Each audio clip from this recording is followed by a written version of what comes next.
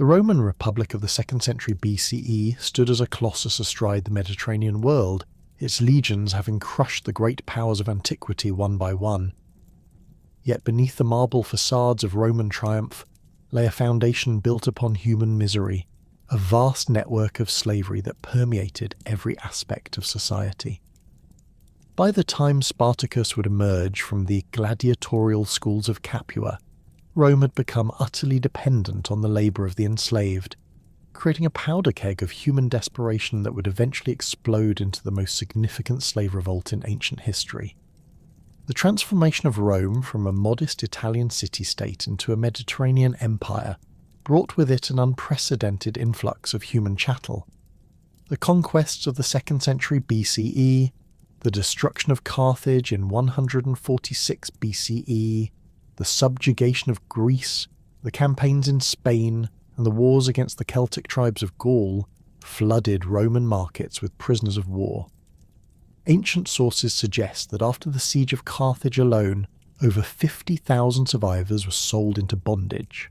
The sack of Corinth that same year added thousands more Greeks to the slave markets, while Roman campaigns in Spain and Gaul provided a steady stream of Celtic and Iberian captives. These prisoners of war represented a fundamental shift in the nature of Roman slavery. Unlike the household slaves of earlier periods, who were often integrated into Roman families and might expect eventual manumission, the new masses of enslaved peoples were treated as expendable commodities. They possessed no shared cultural bonds with their captors, spoke different languages, and worshipped foreign gods. To Romans, they were barbarians, whose sole purpose was to serve the expanding needs of the Republic's economy. The scale of this human trafficking defied comprehension. Conservative estimates suggest that by the late 2nd century BCE, slaves comprised between 30 and 40% of the population in central Italy, with even higher concentrations in certain regions. The island of Delos, which served as the primary slave market for the Eastern Mediterranean, reportedly processed up to 10,000 slaves per day during peak periods. Roman merchants developed sophisticated networks for transporting, housing, and selling human beings, treating them with the same commercial efficiency they applied to grain or olive oil. The legal framework surrounding slavery reflected this commodification of human life. Under Roman law, slaves were classified as res mancipi, property that could be bought, sold, inherited, or destroyed at will. They possessed no legal rights, could not own property, and their testimony in court was only accepted under torture. Masters held the power of life and death over their slaves, and while some legal protections existed in theory, they were rarely enforced in practice. The Lex Aquilia allowed masters to kill slaves with impunity, provided they could demonstrate the slave had committed a serious offence. Within this brutal system, gladiatorial slaves occupied a unique and particularly horrific position. These men, and occasionally women, were purchased specifically to provide entertainment through mortal combat. The gladiatorial schools, known as ludi, operated as specialised training facilities where human beings were transformed into killing machines for public spectacle. The largest and most famous of these schools was located in Capua, about 120 miles southeast of Rome, where Spartacus himself would later train. The physical conditions within gladiatorial schools resembled military barracks crossed with prisons. Trainees were housed in small, cramped cells barely large enough for a sleeping mat and basic possessions. These quarters, excavated at sites like Pompeii, reveal spaces measuring roughly 6 feet by 8 feet, with thick walls and barred windows positioned too high to allow escape attempts. The cells were arranged around central courtyards where training took place, creating an environment of constant surveillance and control. Training regimens were designed to maximize combat effectiveness while breaking down individual identity and resistance. New arrivals underwent intensive physical conditioning, learning to wield various weapons including the gladius, trident, net, and different types of shields and armour. Trainers, themselves often former gladiators, employed brutal methods to instill discipline and eliminate any reluctance to kill. Trainees who showed hesitation or refused to fight faced severe punishment, including torture, starvation, or execution. The psychological impact of gladiatorial training was deliberately devastating. Men who had once been farmers, soldiers, or craftsmen were stripped of their former identities and rebuilt as entertainers, whose survival depended on their ability to kill other human beings. They were given stage names, assigned specific fighting styles based on their physical characteristics, and taught to perform for crowds that viewed their suffering as amusement. The constant proximity of death, combined with the knowledge that survival meant taking another's life, created a unique form of psychological torment that few could endure without profound mental damage. Gladiators were fed a specialized diet designed to build muscle mass and maintain health for combat. Archaeological evidence from gladiator cemeteries reveals that these men consumed large quantities of barley, beans, and dried fruit, along with calcium-rich supplements to strengthen bones. However, this relatively nutritious diet came at the cost of complete freedom and the certainty that death awaited in the arena. Medical care was provided not out of compassion but to protect the substantial financial investment each gladiator represented. The economic calculations surrounding gladiatorial combat were coldly precise. A trained gladiator represented a significant capital investment, often worth 2,000 to 6,000 denarii, enough to purchase a small farm or urban property. Gladiatorial school owners, known as lanistae, carefully managed their human assets to maximize profits while providing the spectacular violence that audiences demanded.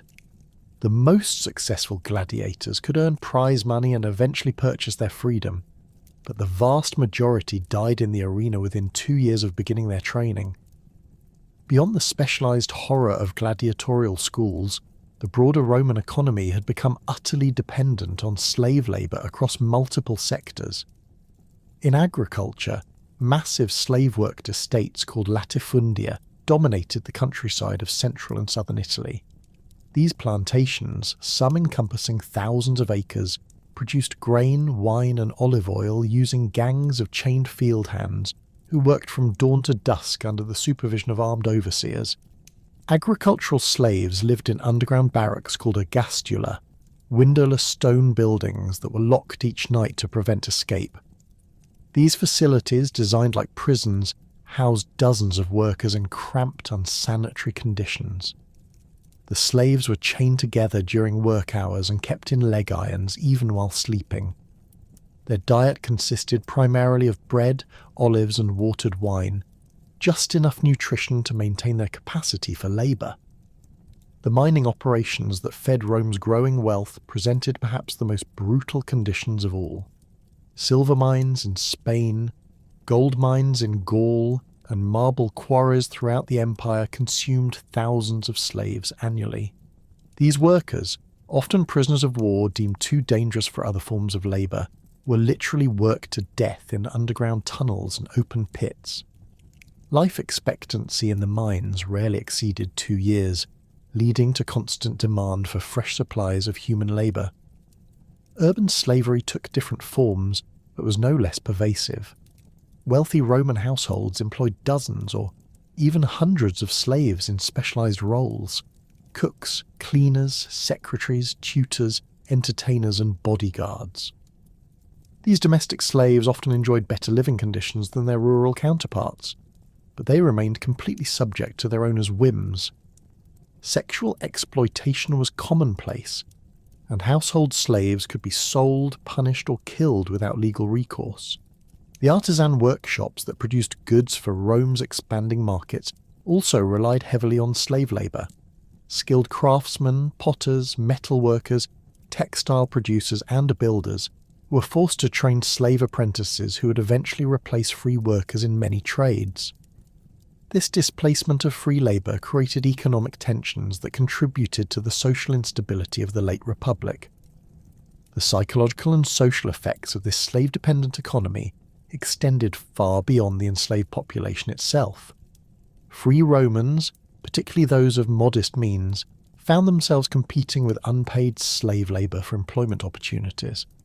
The concentration of land ownership in the hands of wealthy elites who could afford large slave workforces displaced small farmers, forcing them to migrate to cities where they swelled the ranks of the urban poor.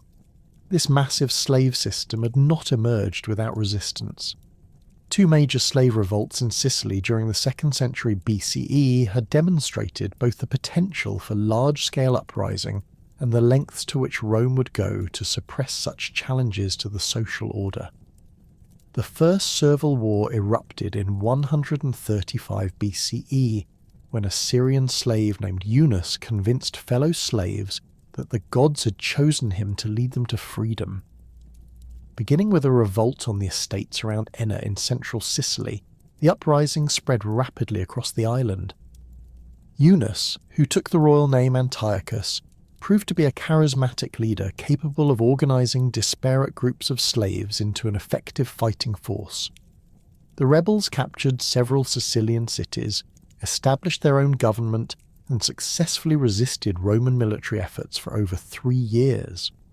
At its height, the slave army numbered perhaps 70,000 fighters drawn from the island's massive agricultural estates. The Roman response revealed both the threat such revolts posed and the resources the Republic could mobilise to crush them. Multiple consular armies were dispatched to Sicily, and the conflict required sustained military effort before the rebels were finally defeated in 132 BCE. The suppression was marked by extreme brutality. Thousands of captured rebels were crucified, and survivors were sold to gladiatorial schools or sent to work in mines.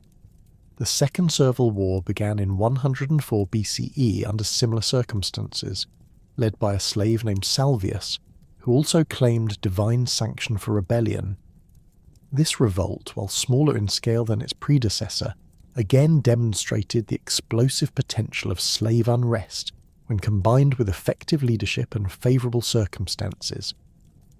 Like the first revolt, it required years of sustained military effort to suppress and ended with mass executions and crucifixions. These Sicilian revolts established crucial precedents for understanding slave resistance in the Roman world. They demonstrated that enslaved populations, despite their diverse origins and languages, could unite under charismatic leadership when conditions became unbearable. The revolts also revealed that slaves could effectively organise military resistance, capture territory, and sustain organised opposition to Roman power for extended periods. The Roman response to these uprisings established patterns that would be repeated during Spartacus's revolt. Military commanders who failed to quickly suppress slave revolts faced political disgrace, while successful suppression brought glory and advancement. The extreme brutality of the final punishment, mass crucifixion, was designed not only to eliminate rebels, but to terrorize other slaves into submission. The economic disruption caused by these revolts also highlighted Rome's dangerous dependence on slave labor. Sicily served as one of Rome's primary sources of grain, and the revolts created food shortages that threatened political stability in the capital. This economic vulnerability would become even more pronounced by the time of Spartacus's revolt, as the Roman economy had grown even more dependent on enslaved labour across all sectors. By the 70s BCE, when Spartacus would emerge from the gladiatorial schools of Capua, the Roman Republic had created a society more dependent on slave labour than perhaps any civilization in human history.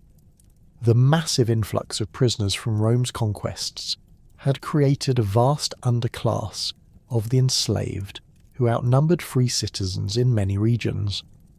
The brutal conditions of their bondage, combined with the precedent of successful large-scale revolts, had created the conditions for an explosion that would shake the Roman world to its foundations.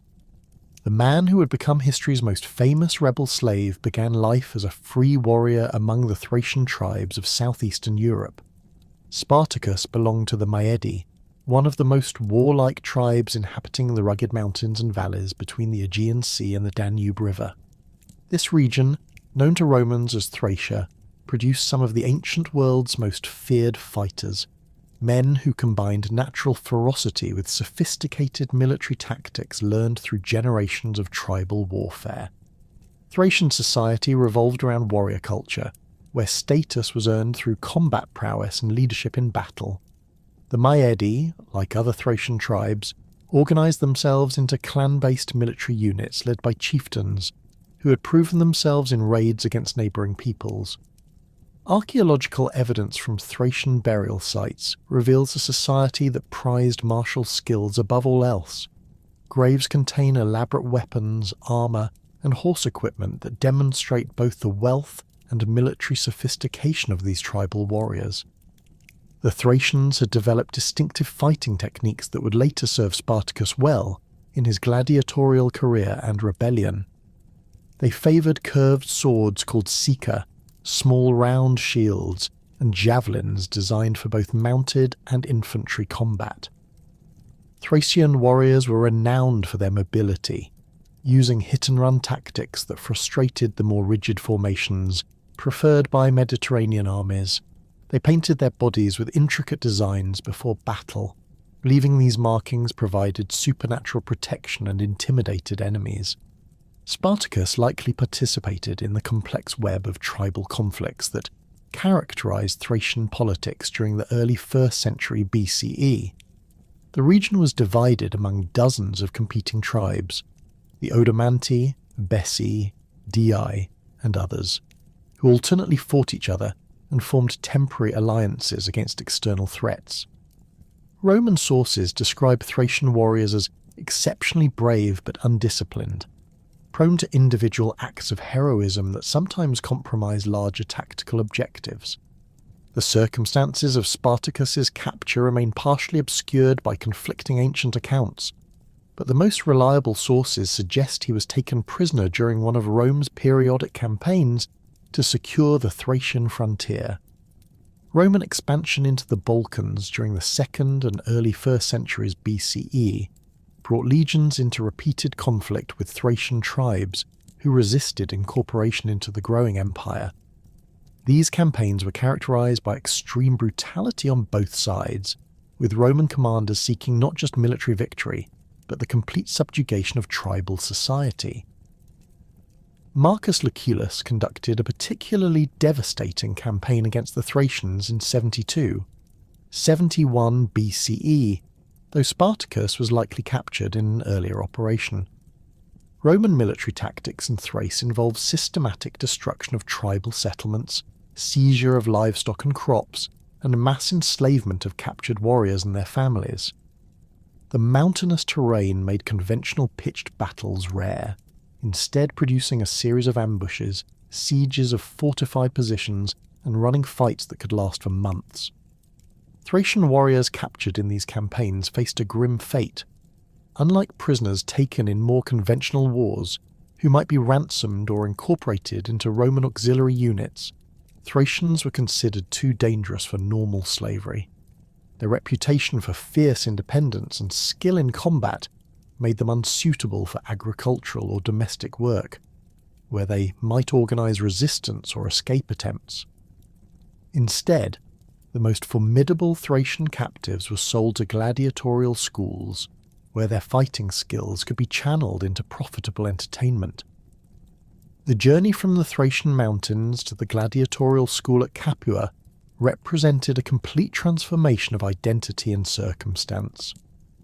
Spartacus, who had once led raids as a free warrior, found himself chained in a slave coffle marching hundreds of miles to his new prison. The psychological impact of this transition cannot be overstated. From respected tribal leader to human commodity, from fighting for clan honour to performing for Roman amusement. Capua, located in the fertile Campanian plain south of Rome, had become the centre of gladiatorial training by the 1st century BCE. The city's strategic location, midway between Rome and the Greek cities of southern Italy, made it an ideal hub for the gladiatorial industry. Wealthy Romans could easily travel to Capua to purchase trained fighters, while the surrounding countryside provided ample space for the large training facilities required to house and drill hundreds of gladiators. The gladiatorial school owned by Gnaeus Cornelius Lentulus Batiatus represented the pinnacle of this industry. Batiatus came from a family of Lanistae who had built their fortune on human combat, operating multiple facilities throughout Campania. His school in Capua housed approximately 200 gladiators at any given time, making it one of the largest such establishments in the Roman world. The facility occupied several acres, with training grounds, living quarters, workshops for weapon and armour maintenance, and medical facilities all enclosed within high stone walls topped with iron spikes. The physical layout of Batiatus's school reflected the dual nature of gladiatorial training, part military barracks, part prison. The central courtyard where most training took place measured roughly 100 feet square and was surrounded by covered porticos that provided shade during the intense heat of Campanian summers. Training equipment included wooden posts for sword practice, sand-filled dummies for spear work, and various types of practice weapons designed to build strength and technique without causing serious injury during training. Living quarters consisted of small cells arranged in blocks around secondary courtyards. Each cell, barely large enough for a sleeping mat and personal possessions, housed 2 gladiators who were often paired based on their fighting styles or ethnic backgrounds. The cells had thick stone walls, small barred windows set high above head level, and heavy wooden doors that were locked each night. Sanitation facilities were communal and primitive, consisting of simple latrines that drained into channels running beneath the complex. The hierarchy within Batiatus's school reflected both the commercial nature of gladiatorial training and the diverse backgrounds of the trainees. At the top stood the lanista himself, who made all major decisions about training, matches and discipline. Below him were the trainers, typically former gladiators who had earned their freedom and chose to remain in the business that had defined their lives. These instructors specialized in different fighting styles and weapons, passing on techniques that had kept them alive in the arena. Among the gladiators themselves, status depended on experience, skill and success in the arena.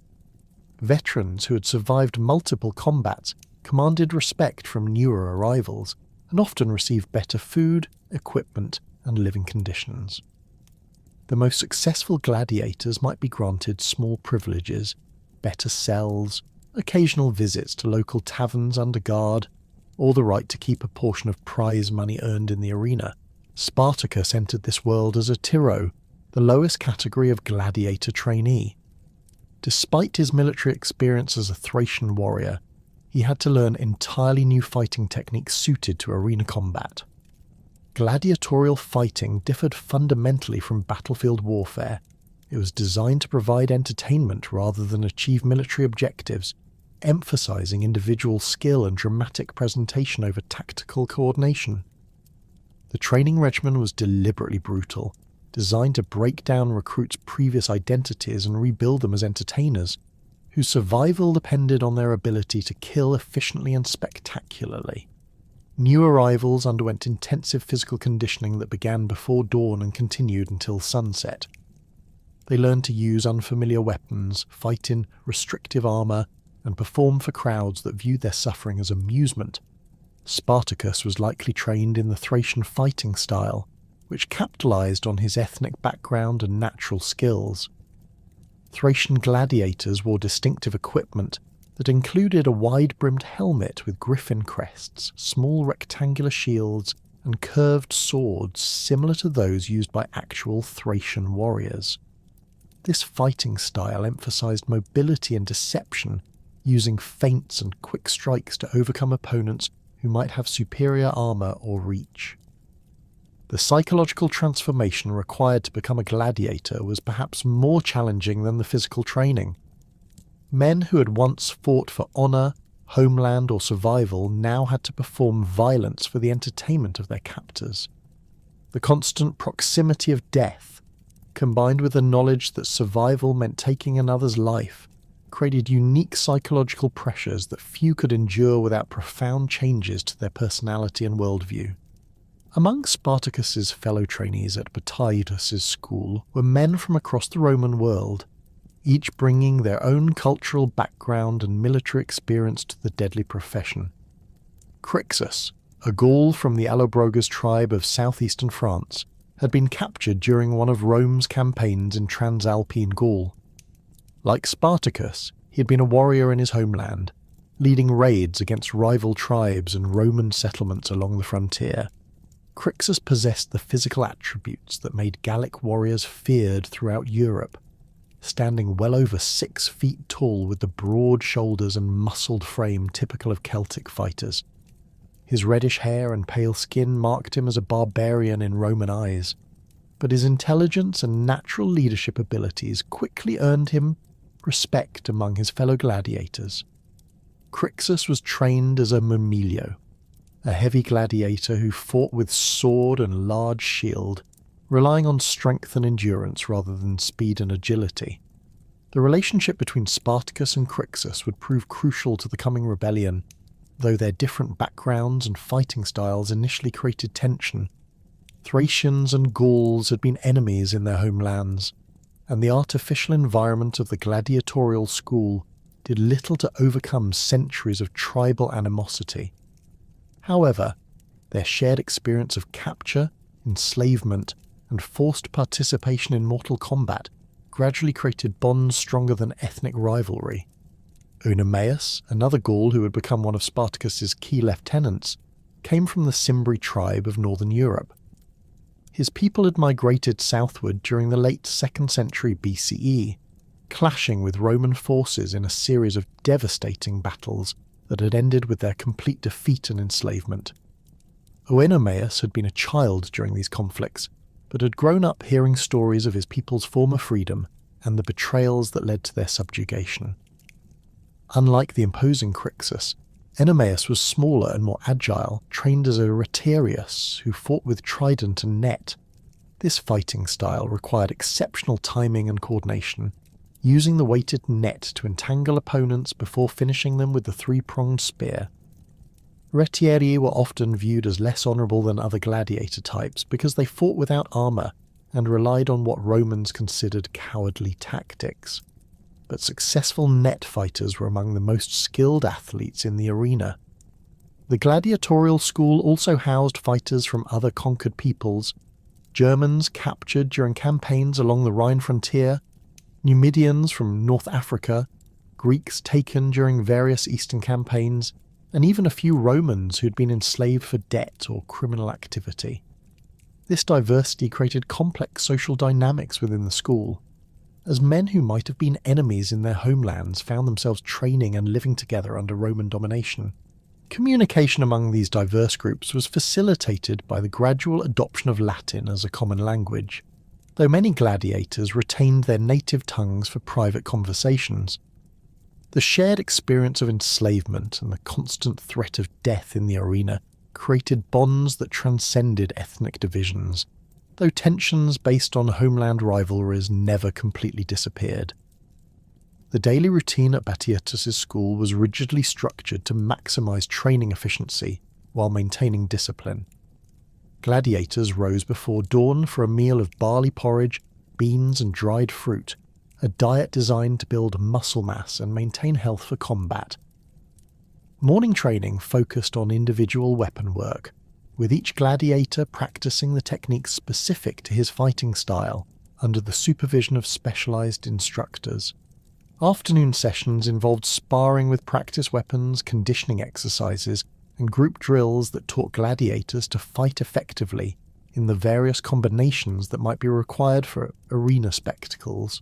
Some contests featured individual combat between matched opponents, while others involved group battles or elaborate staged hunts involving wild animals. Medical care was provided not out of concern for the gladiators' welfare, but to protect the substantial financial investment each represented. A trained gladiator could be worth several thousand denarii, making proper medical attention a business necessity. The school employed doctors who specialized in treating combat injuries, setting broken bones, and maintaining the fighter's health between matches.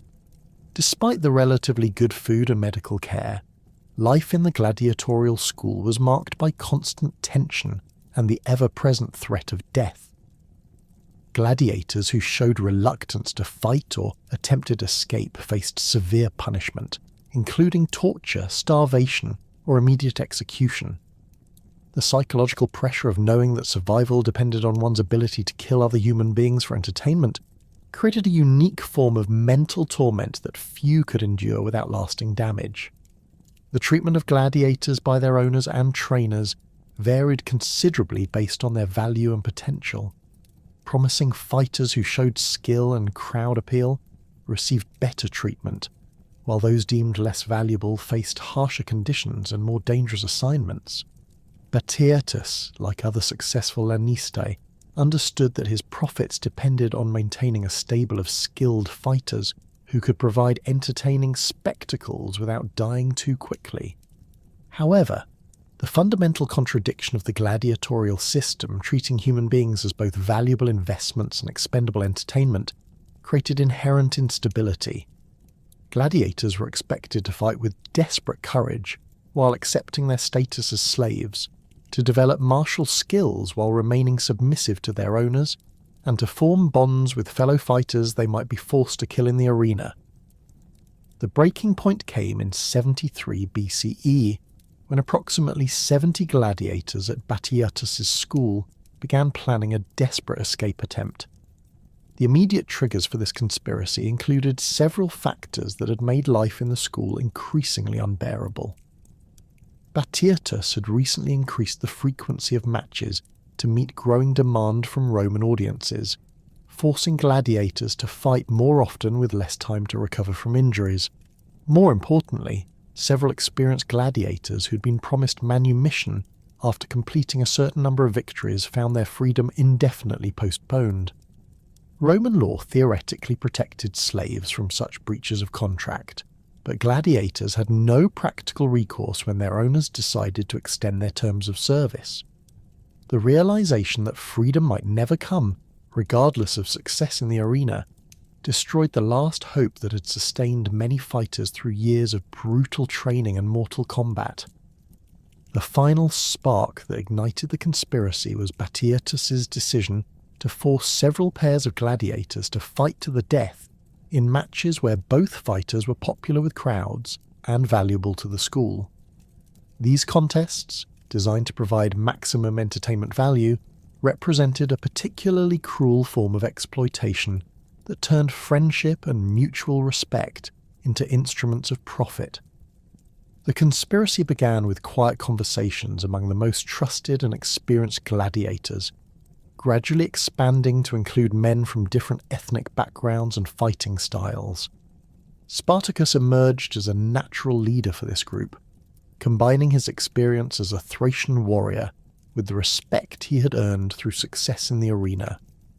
His ability to communicate with fighters from different backgrounds and his reputation for both courage and intelligence made him an ideal focal point for the growing rebellion.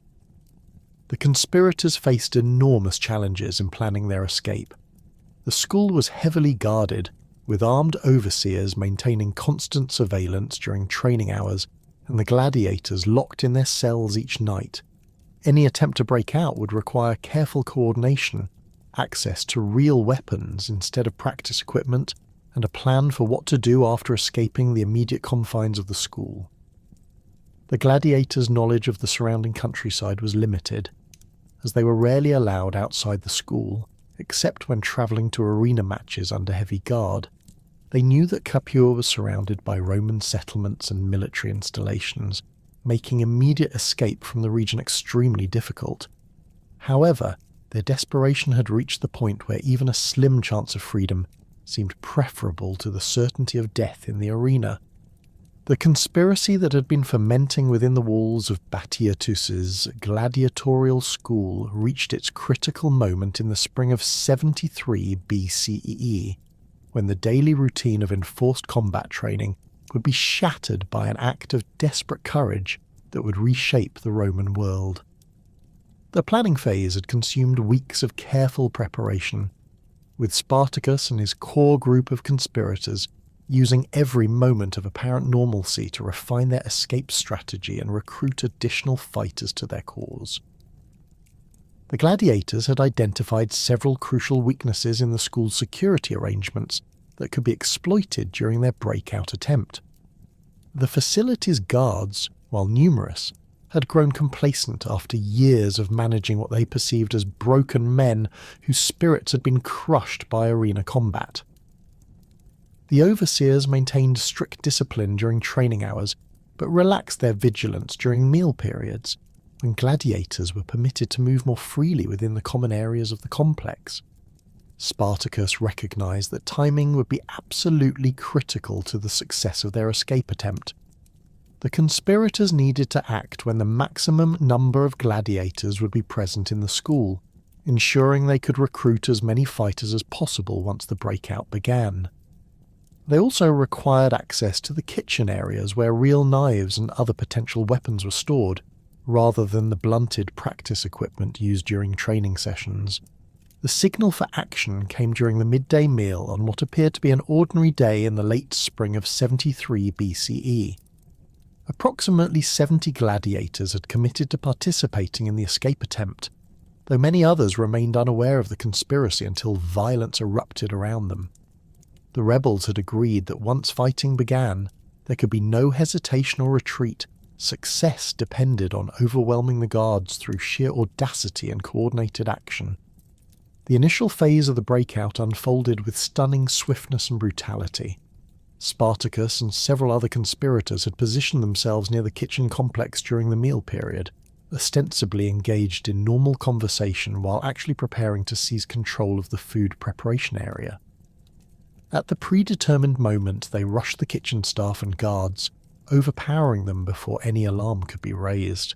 The kitchen complex yielded a treasure trove of improvised weapons that the gladiators desperately needed to arm themselves for the fight ahead.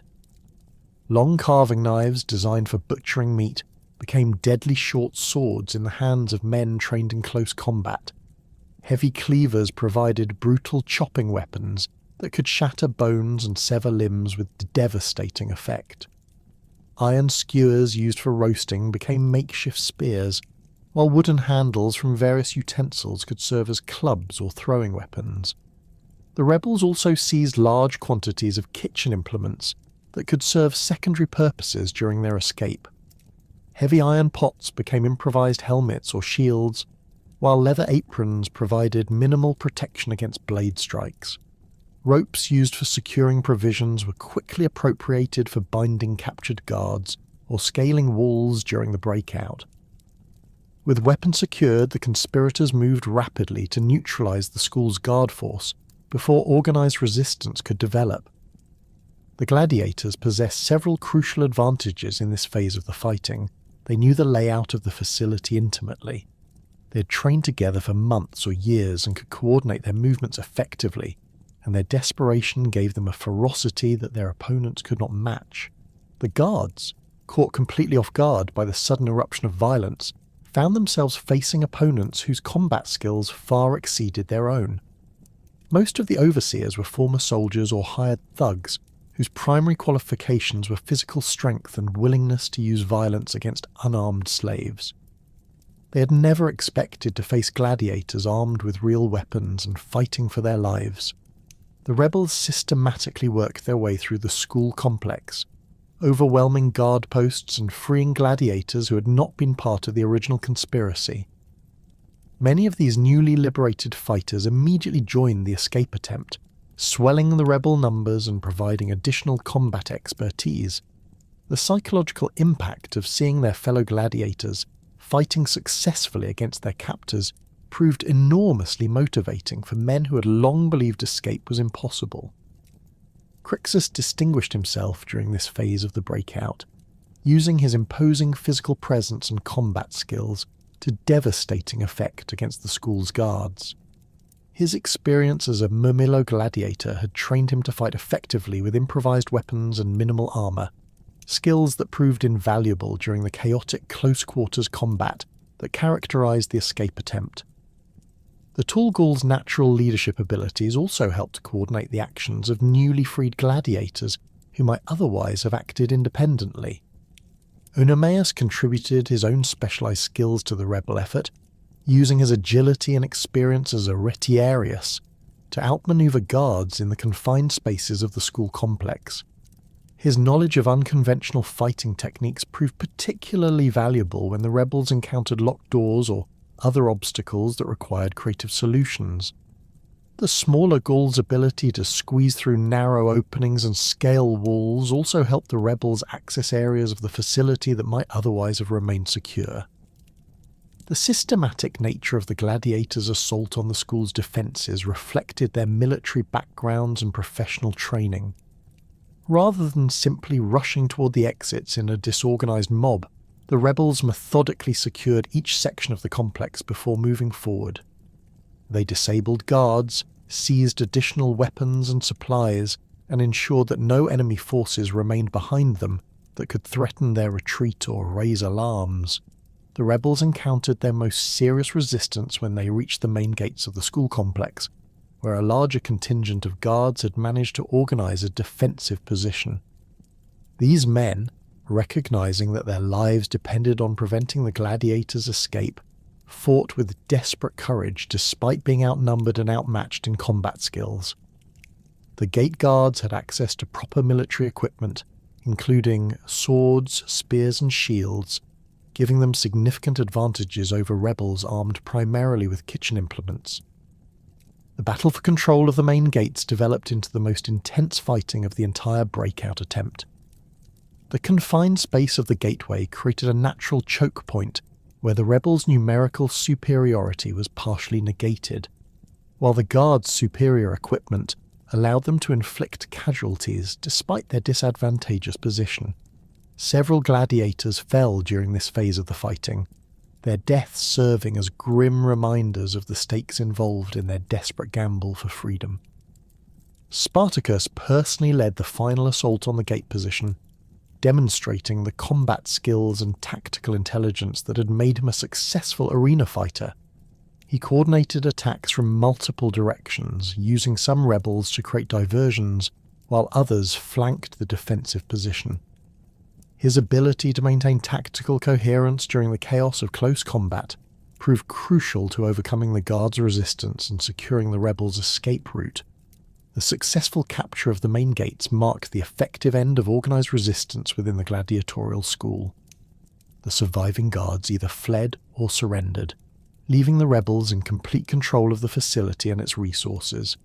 However, the gladiators understood that their escape from the school itself represented only the first phase of a much larger challenge.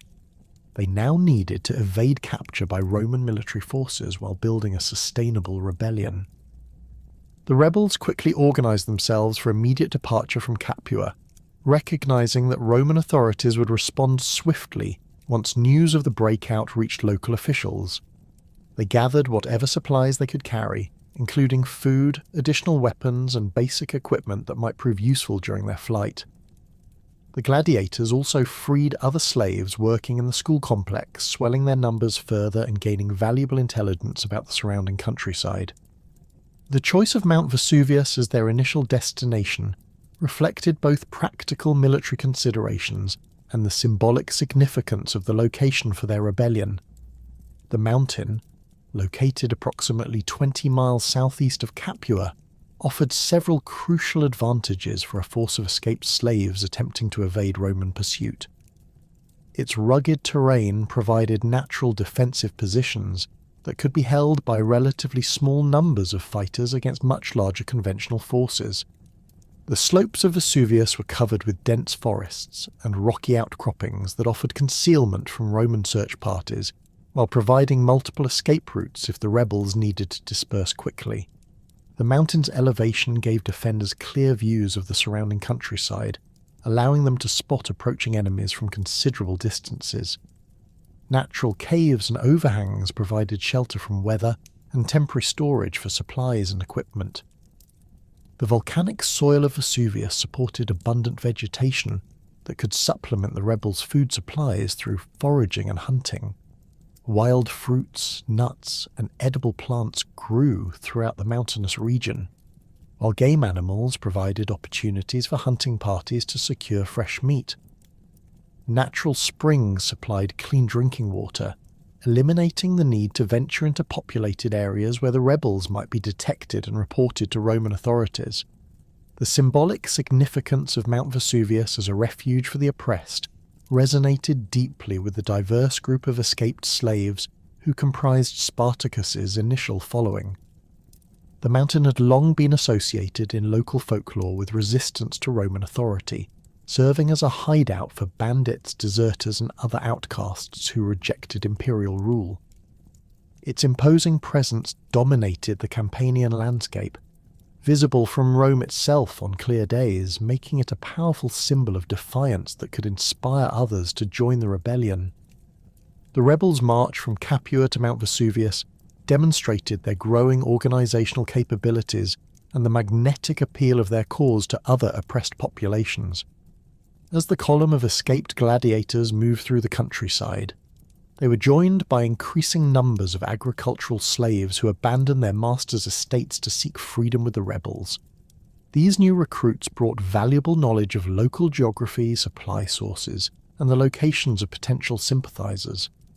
The agricultural slaves who joined the rebellion represented a crucial expansion of the movement's social base beyond the specialised warrior culture of the gladiatorial schools. These men and women had different skills and backgrounds. They knew farming techniques, animal husbandry, and craft production that would prove essential for sustaining a large rebel force over extended periods. Their intimate knowledge of rural Campania also provided intelligence about Roman military installations, supply routes, and potential sources of weapons and equipment. Free peasants and displaced persons also began gravitating toward the rebel force as news of the successful escape spread throughout the region. These individuals, while not technically slaves, had been marginalized by Rome's increasingly unequal economic system and saw the rebellion as an opportunity to improve their circumstances. Their participation broadened the movement's appeal beyond the enslaved population and provided additional military manpower. The rapid growth of the rebel force from approximately 70 escaped gladiators to several thousand followers within weeks demonstrated both the widespread discontent among the oppressed populations of Campania and Spartacus's emerging skills as leader, capable of welding diverse groups into a cohesive fighting force. This expansion also created new challenges for the rebellion, as the leaders needed to develop systems for feeding, housing, and organising much larger numbers of people than they had initially anticipated. The establishment of the rebel camp on Mount Vesuvius marked the beginning of a remarkable experiment in creating an alternative society based on principles fundamentally opposed to Roman social organisation. Rather than simply seeking to escape Roman territory, Spartacus and his followers began developing the organisational structures necessary to sustain a permanent community of free people who had rejected imperial authority.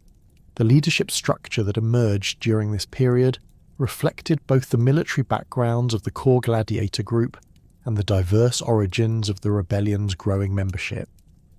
Spartacus assumed overall command of the rebel force, a position he had earned through his role in planning and executing the escape from Capua, as well as his demonstrated abilities as both warrior and organizer. His Thracian background provided him with military experience that proved invaluable in developing defensive strategies and training new recruits. Crixus and Eunomaus became Spartacus's primary lieutenants, each taking responsibility for specific aspects of the rebellion's operations. Crixus, with his imposing physical presence and natural charisma, proved particularly effective at recruiting and training new fighters from among the agricultural slaves and free peasants who joined the movement.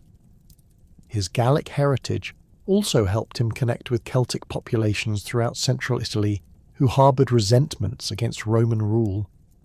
Eunomaus assumed responsibility for intelligence gathering and communications, using his smaller stature and agility to lead scouting parties that monitored Roman military movements and identified potential sources of supplies and recruits. His experience with unconventional fighting techniques also made him valuable in training rebels who lacked formal military backgrounds in guerrilla warfare tactics.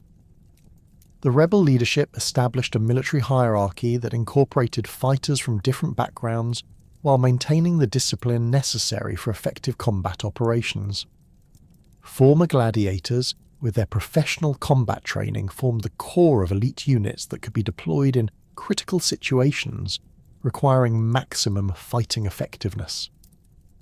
Agricultural slaves and other recruits received basic military training while contributing their specialized skills to the rebellion's logistical operations. The creation of a functioning rebel society required developing systems for resource allocation, dispute resolution, and decision-making that could accommodate the diverse cultural backgrounds and expectations of the movement's membership. The leaders needed to balance the warrior ethos of the gladiator corps with the more egalitarian expectations of escaped agricultural slaves, while also incorporating free peasants who had different concepts of authority and social organization. The rebels established workshops for weapon and equipment production, utilizing the metalworking and crafting skills of former artisan slaves to manufacture spears, swords, and armor from captured materials and scavenged metal. These production facilities became crucial to the rebellion's military effectiveness, allowing the leaders to arm new recruits and replace equipment lost or damaged in combat operations.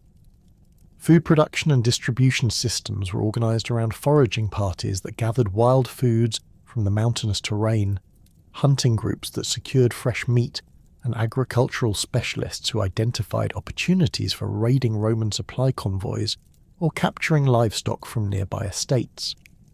The rebels also established rudimentary medical facilities staffed by individuals with healing knowledge, recognizing that caring for wounded fighters was essential to maintaining morale and combat effectiveness.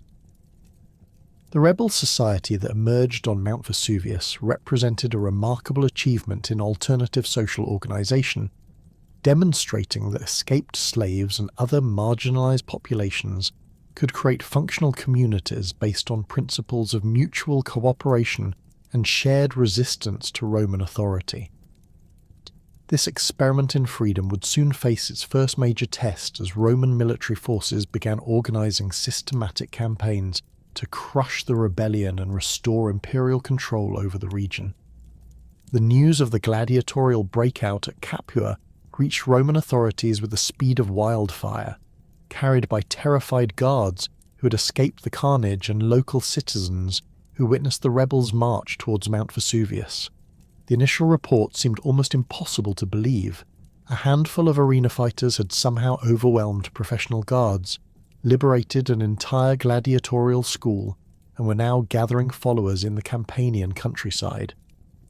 For Roman officials accustomed to viewing slaves as broken property incapable of organized resistance, the very concept of armed gladiators operating freely represented a fundamental challenge to their understanding of social order.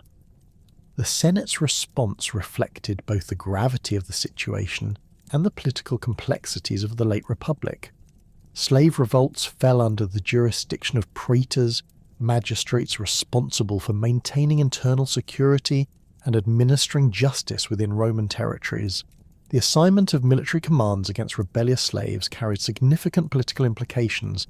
A successful suppression could enhance a commander's reputation, while failure might destroy careers and political ambitions. Gaius Claudius Glaber received the commission to crush what Roman authorities still considered a minor disturbance that could be resolved through swift military action. Glaber came from a prominent plebeian family with a long history of military service, and his appointment reflected the Senate's confidence that conventional Roman tactics would quickly overwhelm the escaped slaves. The praetor possessed extensive experience in provincial administration and had served with distinction during various frontier campaigns, qualifications that seemed more than adequate for dealing with what appeared to be a localized security problem. Glaber's military resources for the campaign included approximately 3,000 legionary troops drawn from garrisons throughout Campania, supplemented by auxiliary units and local militia forces. This represented a substantial force by the standards of internal security operations, roughly equivalent to a reinforced legion, with supporting elements. the troops were well equipped with standard Roman military gear, including iron-tipped javelins, short swords, rectangular shields, and segmented armour that provided excellent protection against most weapons likely to be encountered in combat against escaped slaves. The Roman force also included significant numbers of cavalry units recruited from Italian allied communities, providing mobility and reconnaissance capabilities that would prove crucial for operations in the mountainous terrain around Vesuvius. These mounted troops carried longer spears designed for charging enemy formations, along with swords for close combat and composite bows for engaging targets at extended ranges. Their horses were bred specifically for military service, trained to remain calm during battle and capable of carrying armoured riders across difficult terrain. Glaber's strategic approach to the campaign reflected standard Roman military doctrine for dealing with irregular opponents in mountainous terrain. Rather than attempting to storm the rebel positions directly, which would have required costly frontal assaults against defenders holding advantageous ground, the praetor decided to implement a siege strategy designed to starve the rebels into submission while minimizing Roman casualties. The siege of Mount Vesuvius began in earnest during the summer of 73 BCE, with Roman forces establishing fortified camps at strategic locations around the mountain's base. These positions were carefully selected to control access roads, water sources, and other critical terrain features that the rebels might use to resupply their forces or communicate with potential supporters in the surrounding countryside. The Roman camps followed standard military engineering practices, with earthwork ramparts, wooden palisades, and defensive ditches that could protect the besieging forces while serving as bases for offensive operations. Glaber's siege lines incorporated sophisticated engineering works that demonstrated Roman expertise in military construction. The camps were connected by a network of trenches and fortified positions that created overlapping fields of fire, ensuring that any rebel attempt to break through the encirclement would face concentrated resistance from multiple directions. Signal towers equipped with fire beacons and horn systems allowed rapid communication between different sections of the siege line, enabling coordinated responses to rebel activities. The Roman supply system for the siege operation functioned with characteristic efficiency, drawing resources from the agricultural wealth of Campania to sustain thousands of troops over extended periods. Supply convoys arrived regularly from Capua and other regional centres, carrying grain, wine, olive oil, and other provisions necessary to maintain military effectiveness. The Romans also established field hospitals, workshops for equipment maintenance, and administrative facilities that demonstrated their expectation of a prolonged campaign. From his command position, Glaber could observe the rebel encampment on the mountain slopes through the clear Mediterranean air that provided excellent visibility across the Campanian landscape. The Roman commander noted the rebels' defensive preparations, including the construction of crude fortifications and the organisation of guard posts that suggested a higher level of military sophistication than he had initially expected from escaped slaves. However, these observations only reinforced his confidence that the siege strategy would ultimately succeed. The rebels' position on Mount Vesuvius appeared to offer significant defensive advantages, but also contained inherent vulnerabilities that Roman military analysis had identified. The mountain's steep slopes and rocky terrain made direct assault extremely difficult, forcing attackers to advance uphill against defenders who could rain down projectiles and roll boulders onto advancing formations. The elevation also provided excellent observation points that allowed rebel lookouts to monitor Roman movements across the surrounding countryside. However, the rebels' defensive position suffered from critical weaknesses that Glaber expected to exploit through his siege strategy. The mountain's water sources were limited to a few springs that could potentially be controlled or contaminated by Roman forces. Food supplies depended entirely on foraging and hunting within the mountainous terrain, resources that would quickly become insufficient to support the growing rebel population. Most importantly, the rebels appeared to be trapped on the mountain with no viable escape routes that would not expose them to Roman attack. The psychological warfare aspects of the siege operation reflected Roman understanding of the mental pressures that could break enemy morale over time. The constant presence of Roman forces surrounding the mountain served as a visible reminder of imperial power and the futility of resistance against the Republic's military might. The regularity of Roman supply convoys demonstrated the besiegers' ability to maintain their operations indefinitely, while the rebels faced increasing shortages and hardships. Roman confidence in the siege strategy was reinforced by historical precedents from previous slave revolts in Sicily, where similar encirclement tactics had eventually forced rebel surrender despite initial setbacks. The commanders expected that hunger, thirst, and the psychological pressure of encirclement would gradually erode rebel cohesion and fighting spirit, leading to internal conflicts and eventual capitulation without the need for costly assault operations. However, Spartacus and his fellow rebel leaders possessed military experience and tactical intelligence that Roman authorities had seriously underestimated. The Thracian warrior's background included extensive knowledge of mountain warfare and unconventional tactics that had been developed through generations of tribal conflict in the rugged terrain of southeastern Europe. His understanding of guerrilla warfare principles would soon prove crucial to the rebels' survival and ultimate success against seemingly overwhelming odds. The rebel leadership conducted detailed reconnaissance of the Roman siege positions, using their intimate knowledge of the mountain's terrain to identify weaknesses in the encirclement that might be exploited. Small groups of scouts, led by men with hunting and tracking experience, mapped Roman patrol routes, supply lines, and communication systems while remaining undetected in the dense vegetation that covered much of Vesuvius's slopes. Spartacus recognized that the rebels' survival depended on breaking the psychological assumptions underlying Roman strategy. The siege was designed to work against passive defenders who would gradually weaken under pressure and eventually surrender.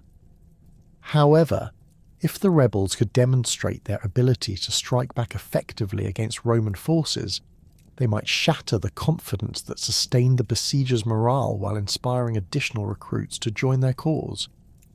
The solution to the rebels' tactical dilemma came from careful observation of the terrain features that Roman military engineers had either overlooked or dismissed as impassable.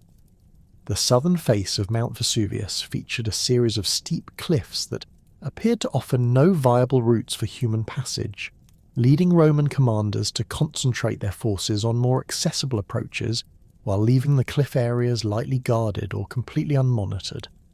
However, rebel scouts discovered that wild grapevines growing on the cliff face had created natural rope systems that could potentially support human weight if properly utilized. These vines, strengthened by years of growth in the volcanic soil, formed intricate networks that extended from the rebel positions down to areas beyond the Roman siege lines. The discovery of this potential escape route provided the foundation for a daring plan that would demonstrate the rebels' tactical innovation and military capabilities. The preparation for the cliff descent required careful planning and specialized knowledge that drew upon the diverse skills of the rebel community. Former agricultural slaves contributed their experience with rope work and plant cultivation, identifying the strongest vines and developing techniques for weaving them into more robust climbing aids. Gladiators provided the physical conditioning and courage necessary for the dangerous descent, while hunters and trackers mapped the terrain below the cliffs to identify optimal landing zones and escape routes. The rebels spent several days gathering and preparing the vine ropes that would be essential to their escape plan. The vines were carefully tested for strength and flexibility, with the strongest specimens selected for the most critical portions of the descent. Additional ropes were woven from available plant materials and strips of cloth to provide backup systems and extend the reach of the natural vine networks. The timing of the escape attempt was coordinated with Roman patrol schedules and guard rotations that rebel scouts had observed during their reconnaissance operations. The descent would begin during the darkest hours before dawn, when Roman visibility was most limited and the guards were likely to be least alert after long hours of monotonous duty. The rebels also planned to create diversions in other areas of their perimeter to draw Roman attention away from the cliff face during the critical phases of the operation. On the appointed night, approximately 70 of the most experienced fighters began the treacherous descent down the cliff face of Mount Vesuvius. Spartacus led the climbing party, demonstrating the personal courage and leadership by example that had earned him the loyalty of his followers. The Thracian warrior's experience with mountain terrain and his natural athletic abilities made him ideally suited for the dangerous descent, while his presence at the front of the climbing column provided reassurance to less experienced climbers. The descent proved even more challenging than the rebels had anticipated, with loose rock, tangled vegetation, and the constant threat of detection by Roman sentries, creating multiple hazards for the climbing party. Several rebels suffered injuries during the descent, including cuts from sharp rocks and strains from the physical demands of rope climbing in darkness. However, the group's determination and careful preparation enabled them to reach the base of the cliffs without triggering Roman alarms or losing any members to fatal accidents. Once the rebel strike force had successfully descended the cliff and regrouped at the base of the mountain, they began implementing the second phase of their plan, a surprise attack on the Roman siege camps designed to shatter enemy morale while demonstrating the rebels' continued military effectiveness. The attack would target the least defended sections of the Roman perimeter, using stealth and surprise to maximize impact while minimizing rebel casualties. The rebel force moved silently through the pre-dawn darkness, using their knowledge of local terrain to approach the Roman camps from unexpected directions. Their weapons remained primarily improvised implement seized during the escape from Capua, supplemented by tools and materials gathered during their time on Mount Vesuvius. However, their tactical advantages lay not in superior equipment but in motivation, surprise, and intimate knowledge of the terrain they were fighting to defend. The attack began with simultaneous assaults on multiple Roman positions, creating confusion and preventing coordinated defensive responses. Rebel fighters emerged from concealment at close range, overwhelming guard posts before alarms could be raised, and spreading panic through sections of the Roman camp. The rebels' gladiatorial training proved invaluable during the close-quarters combat that characterized the assault, as their skills with various weapons and their conditioning for sustained physical combat gave them significant advantages over regular legionary troops caught off guard. The psychological impact of the rebel attack exceeded even Spartacus's optimistic expectations, as Roman soldiers who had expected to be conducting a routine siege operation suddenly found themselves fighting for their lives against opponents who had supposedly been trapped and helpless. The surprise and ferocity of the assault shattered Roman assumptions about slave capabilities and military effectiveness, creating panic that spread far beyond the immediate combat zones. Glaber's command structure collapsed under the pressure of the unexpected attack, as communications system failed and unit commanders struggled to assess the scope of the rebel assault while organising defensive responses. The Roman forces had been positioned for siege operations rather than defending against external attack, leaving them vulnerable to the kind of aggressive assault that the rebels had launched. Many Roman soldiers, awakened from sleep by the sounds of combat, emerged from their tents confused and disoriented, making them easy targets for rebel fighters who had planned their attack carefully. The rebels systematically worked their way through the Roman camps, seizing weapons, armour and supplies while eliminating organised resistance. The capture of Roman military equipment represented a crucial breakthrough for the rebellion, providing the rebels with professional quality weapons and protective gear that would significantly enhance their combat effectiveness in future engagements. Swords, spears, shields, and armour taken from defeated Roman troops would equip rebel fighters with the tools necessary to face imperial forces on more equal terms. The collapse of Roman resistance during the night attack demonstrated the effectiveness of unconventional tactics against conventional military forces that had not prepared for the type of warfare the rebels were capable of conducting. Glaber's troops, trained for pitched battles and siege operations, proved vulnerable to the surprise attacks and close-quarters combat that characterized gladiatorial fighting techniques adapted for military purposes. As dawn broke over the Campanian countryside, the full extent of the Roman disaster became apparent to surviving imperial forces and local observers. The siege camps lay in ruins, with equipment scattered across the battlefield and the bodies of Roman soldiers testament to the rebels' fighting capabilities. Glaber himself had been forced to flee the field, abandoning his command and leaving his surviving troops to retreat in disorder toward the safety of fortified towns. The victory at Mount Vesuvius transformed the character of the slave rebellion from a localized security problem into a genuine military threat that demanded serious attention from Roman authorities. News of Glaber's defeat spread rapidly throughout Italy, carried by fleeing soldiers, terrified civilians, and the efficient communication networks that connected Roman administrative centres. The report seemed almost impossible to believe. A force of escaped slaves had not only survived a professional military siege, but had actually defeated a Praetorian army in open combat.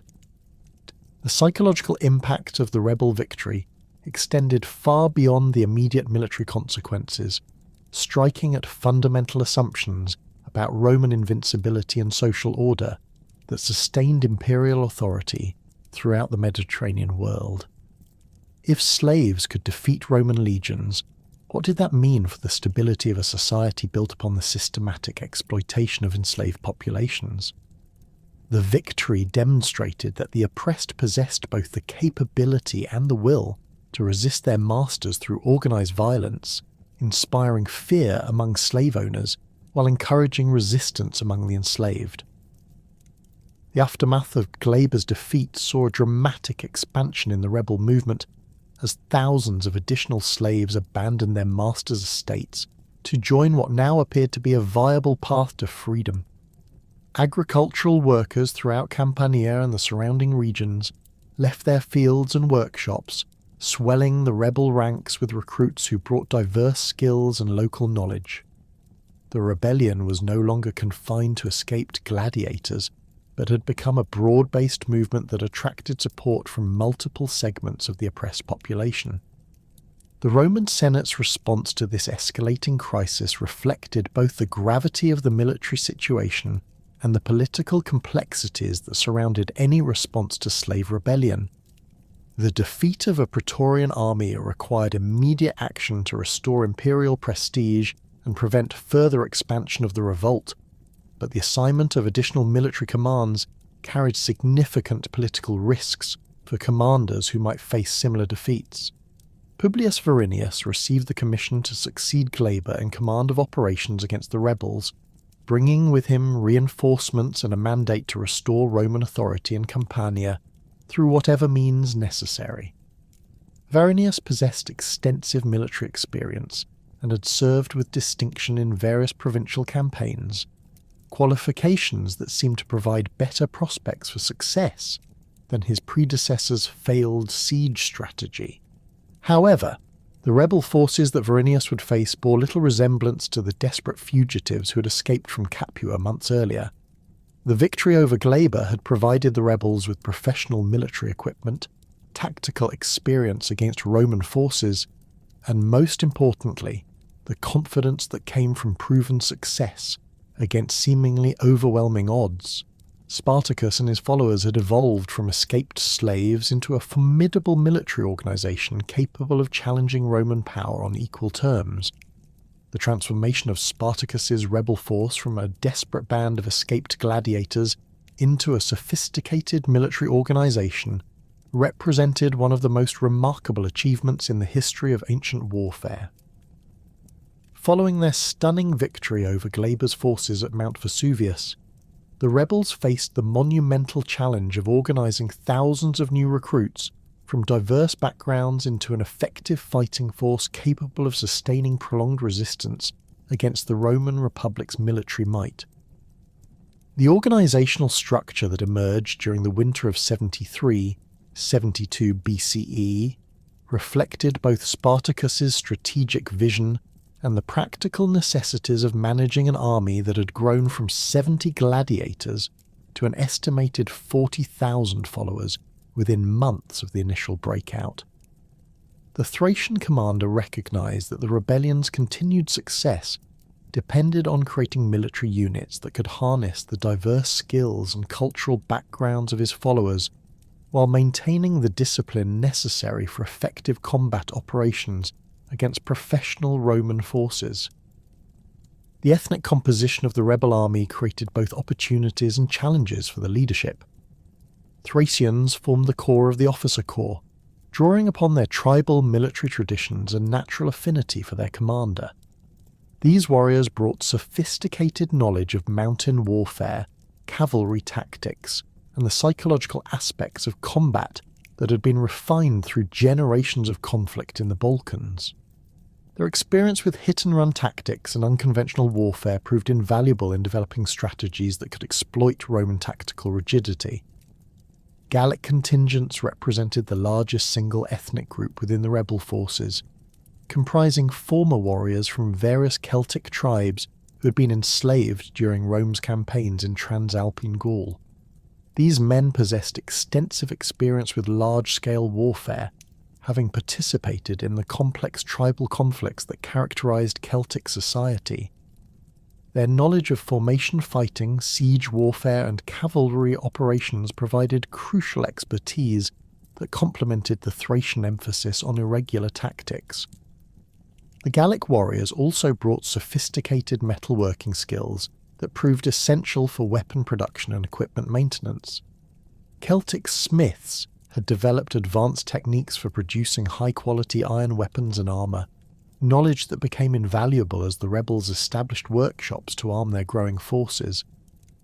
The distinctive Celtic sword designs, with their longer blades and superior balance, offered significant advantages over the improvised weapons that had initially armed the rebel forces.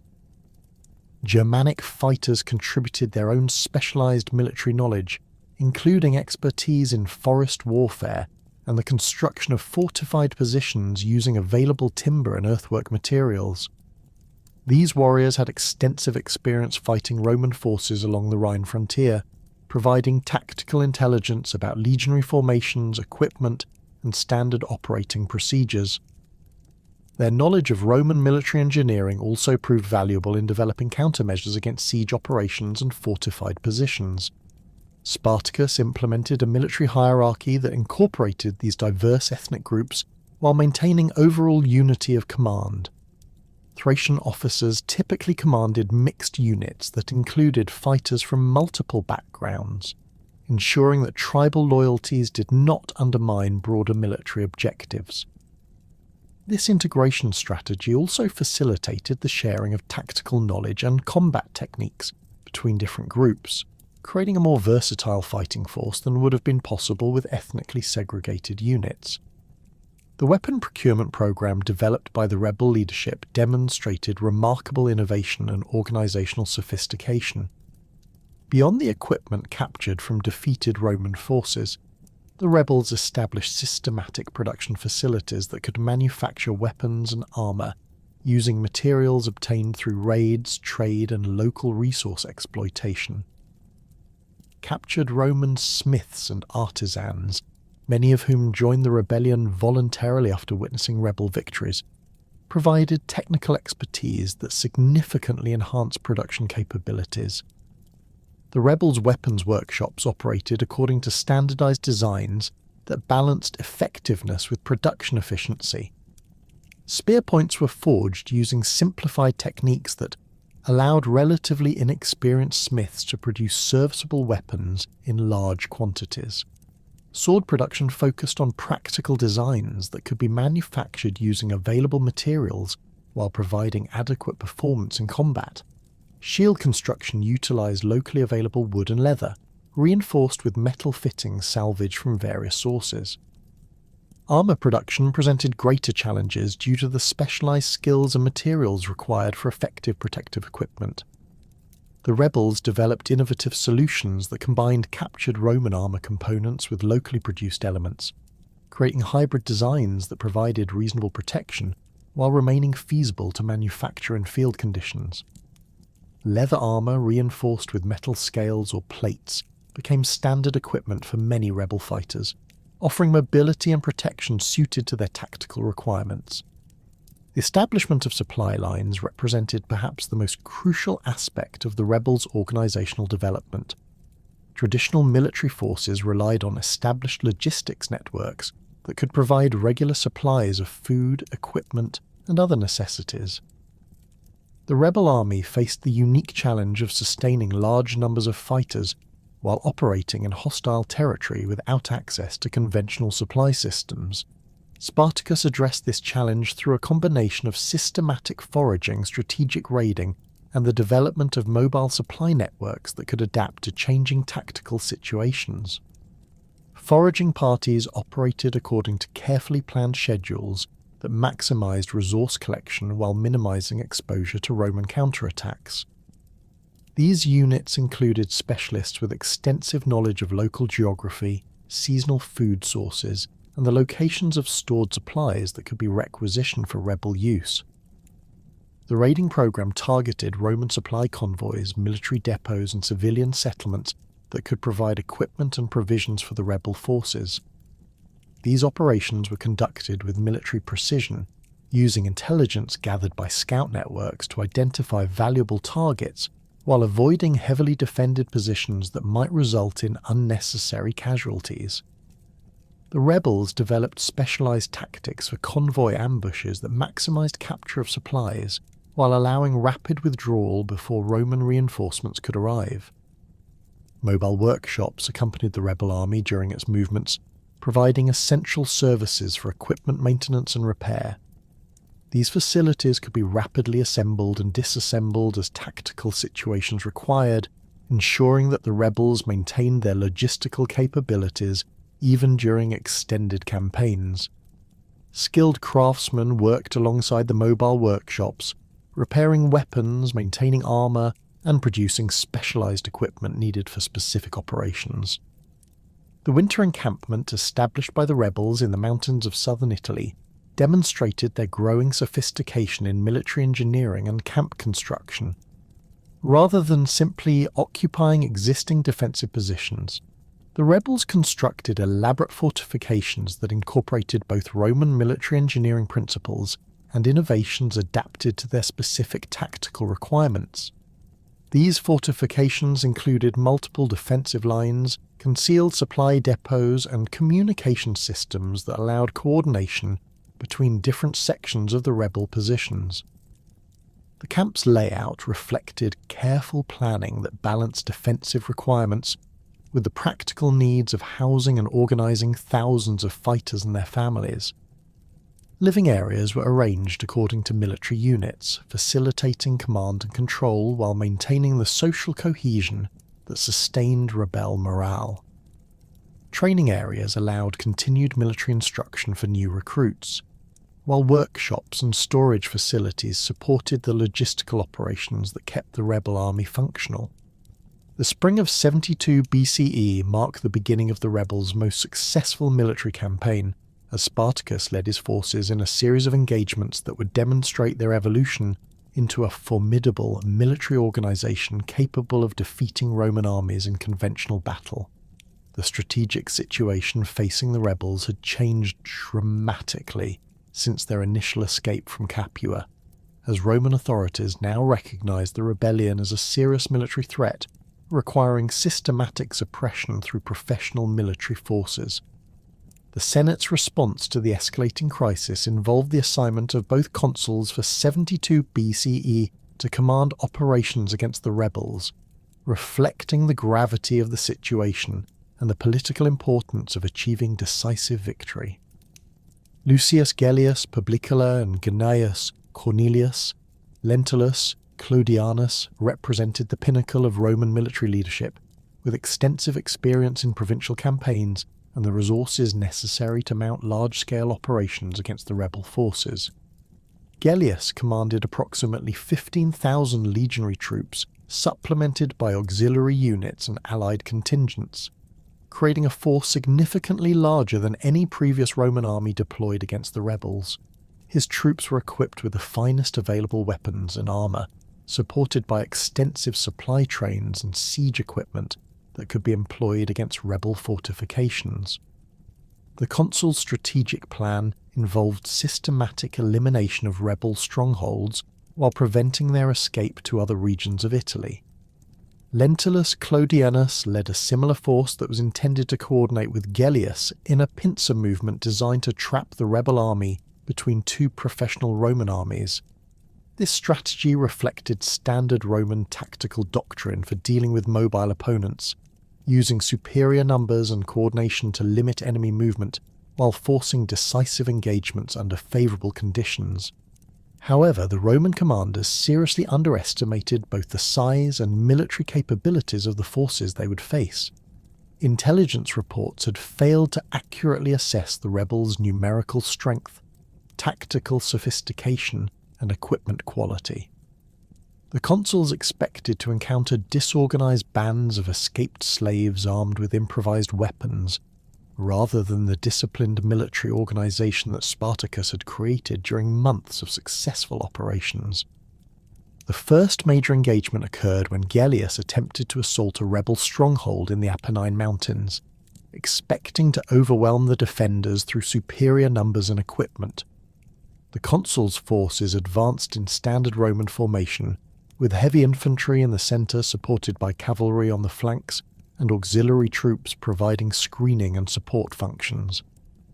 This conventional approach played directly into Spartacus's tactical strengths, as the rebel commander had anticipated exactly this type of Roman response. The rebel defensive positions had been carefully prepared to channel Roman attacks into predetermined killing zones, where the advantages of superior numbers and equipment would be negated by terrain constraints and concentrated defensive fire. Concealed archer positions provided covering fire that disrupted Roman formations, while carefully positioned obstacles forced attacking troops into narrow corridors where they could be engaged by concentrated rebel forces. Spartacus personally commanded the rebel centre, demonstrating the leadership by example that had earned him the loyalty of fighters from multiple ethnic backgrounds. The Thracian warriors' combat skills and tactical intelligence proved crucial during the intense fighting that characterized the engagement, as he coordinated defensive responses while maintaining overall battlefield awareness. His ability to adapt tactics in real time based on changing battlefield conditions demonstrated the military expertise that set him apart from typical rebel leaders.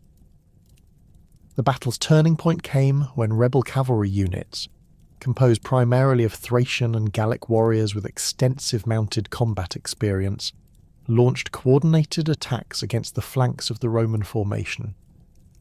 These assaults exploited weaknesses in Roman deployment while demonstrating the rebels' ability to conduct complex tactical maneuvers, requiring precise timing and coordination between different units.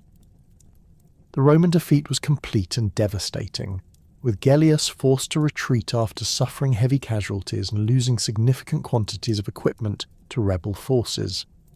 The consul's army, which had approached the engagement with confidence in Roman military superiority, found itself outmatched by opponents who combined professional military skills with intimate knowledge of the terrain and tactical innovation that Roman commanders had not anticipated.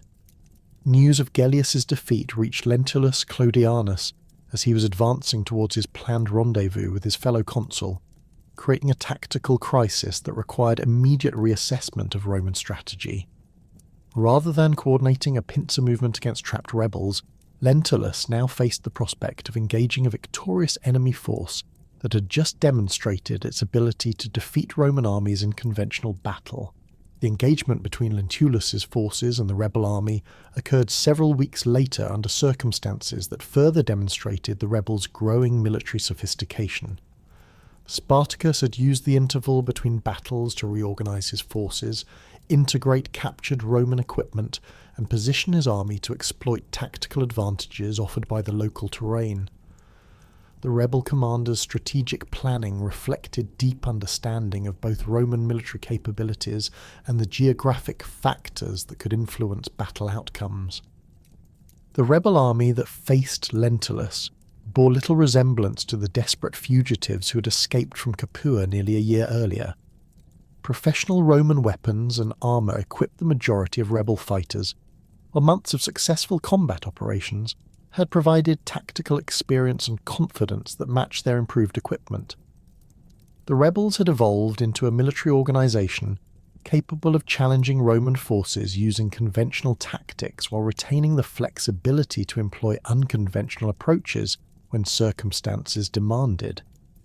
Lentulus's defeat proved even more decisive than his colleague's earlier failure, as the consul's forces were not merely repulsed, but systematically destroyed through tactical manoeuvres that demonstrated the rebels' mastery of combined arms warfare.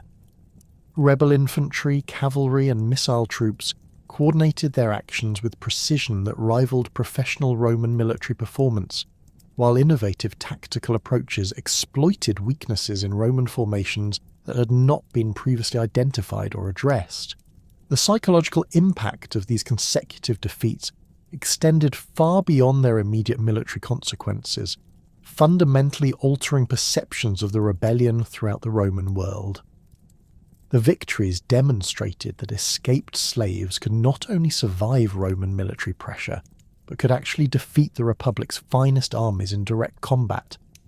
This revelation shattered assumptions about Roman invincibility while inspiring enslaved populations throughout Italy to consider joining what now appeared to be a viable path to freedom. The aftermath of the consular defeat saw explosive growth in rebel numbers as slaves abandoned estates throughout southern and central Italy to join Spartacus's forces. Agricultural workers, urban slaves, and even some free peasants flocked to the rebel standards, swelling the army to an estimated 70,000 to 120,000 followers by the summer of 72 BCE. This massive expansion created new organisational challenges while providing the human resources necessary for sustained military operations against the full might of the Roman Republic. The internal dynamics within the rebel leadership began to reflect the tensions inherent in managing such a diverse and rapidly growing organisation. While Spartacus maintained overall command through his demonstrated military success and political acumen, other commanders developed their own power bases and strategic visions that did not always align with the Thracian leader's long-term objectives. Crixus emerged as the most prominent advocate for aggressive military action, designed to inflict maximum damage on Roman power structures throughout Italy. The Gallic commander's approach emphasized the symbolic and psychological aspects of the rebellion, arguing that continued victories against Roman forces would inspire broader uprising among oppressed populations, while demonstrating the vulnerability of imperial authority. His strategic vision involved systematic destruction of Roman military installations, supply networks, and administrative centres that sustained imperial control over the peninsula. The internal tensions that had been simmering within the rebel leadership throughout the winter of 71 BCE finally erupted into open disagreement as Spartacus announced his intention to lead the rebel army northward toward the Alps. The Thracian commander's strategic vision represented a fundamental shift from the aggressive raiding campaigns that had brought the rebellion its greatest military successes, advocating instead for a calculated withdrawal from Roman territory that would secure permanent freedom for his followers beyond the reach of imperial authority. Spartacus's reasoning for the northern march reflected his deep understanding of both military realities and political dynamics that would ultimately determine the rebellion's fate.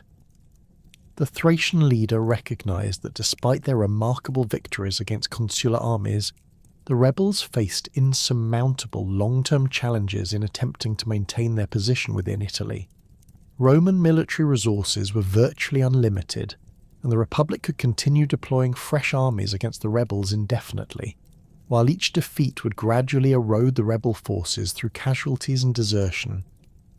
The strategic analysis that informed Spartacus's decision drew upon his extensive experience as a tribal warrior who had witnessed the systematic destruction of Thracian resistance to Roman expansion. He understood that Rome's ultimate strength lay not in the tactical superiority of individual armies, which the rebels had repeatedly demonstrated they could overcome, but in the Republic's ability to absorb defeats while continuously mobilizing new forces until enemy resistance was completely crushed. The pattern of Roman conquest throughout the Mediterranean had consistently followed this approach, grinding down opponents through sustained pressure rather than achieving decisive victories in single campaigns. The Alpine escape route offered several crucial advantages that made it the most viable path to permanent freedom for the rebel forces. The mountain passes provided natural defensive positions that could be held by relatively small forces against much larger pursuing armies, allowing the rebels to control the pace of any Roman pursuit while minimizing their exposure to superior enemy numbers.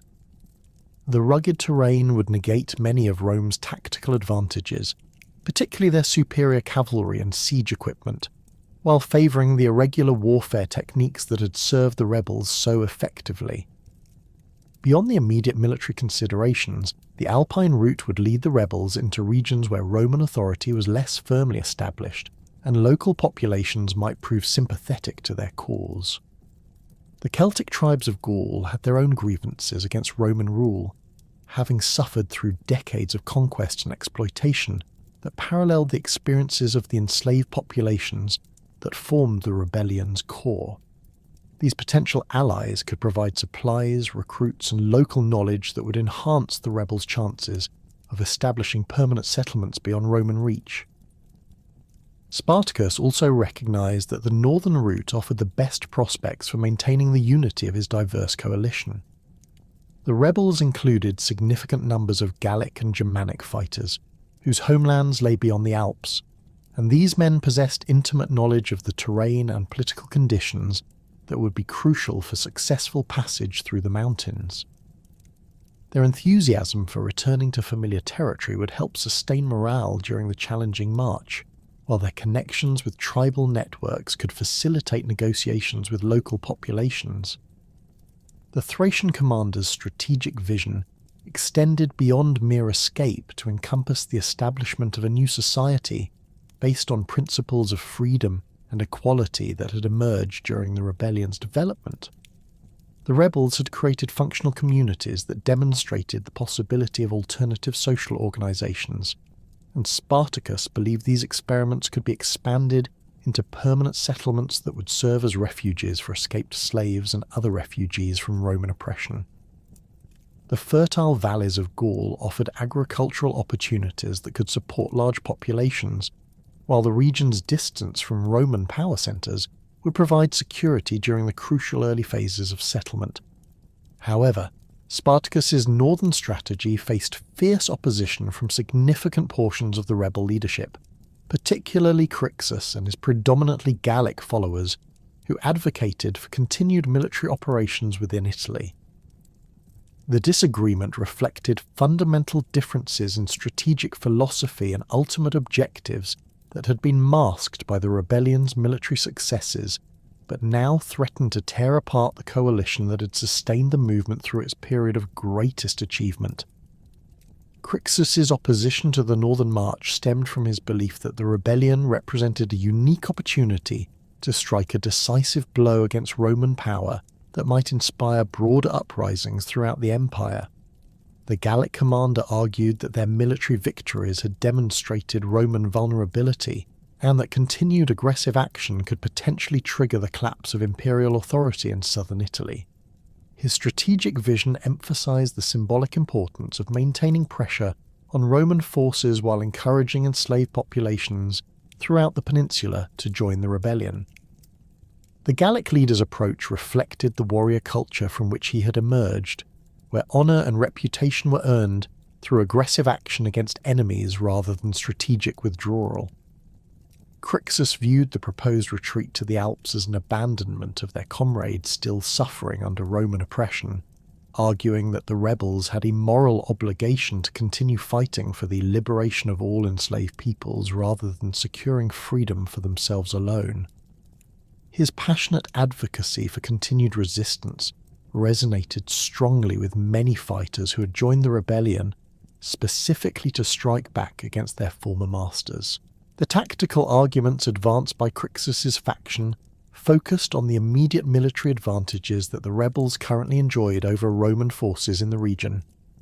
Their recent victories had provided them with extensive supplies of professional military equipment, while Roman morale remained shattered by the unprecedented defeats suffered at rebel hands.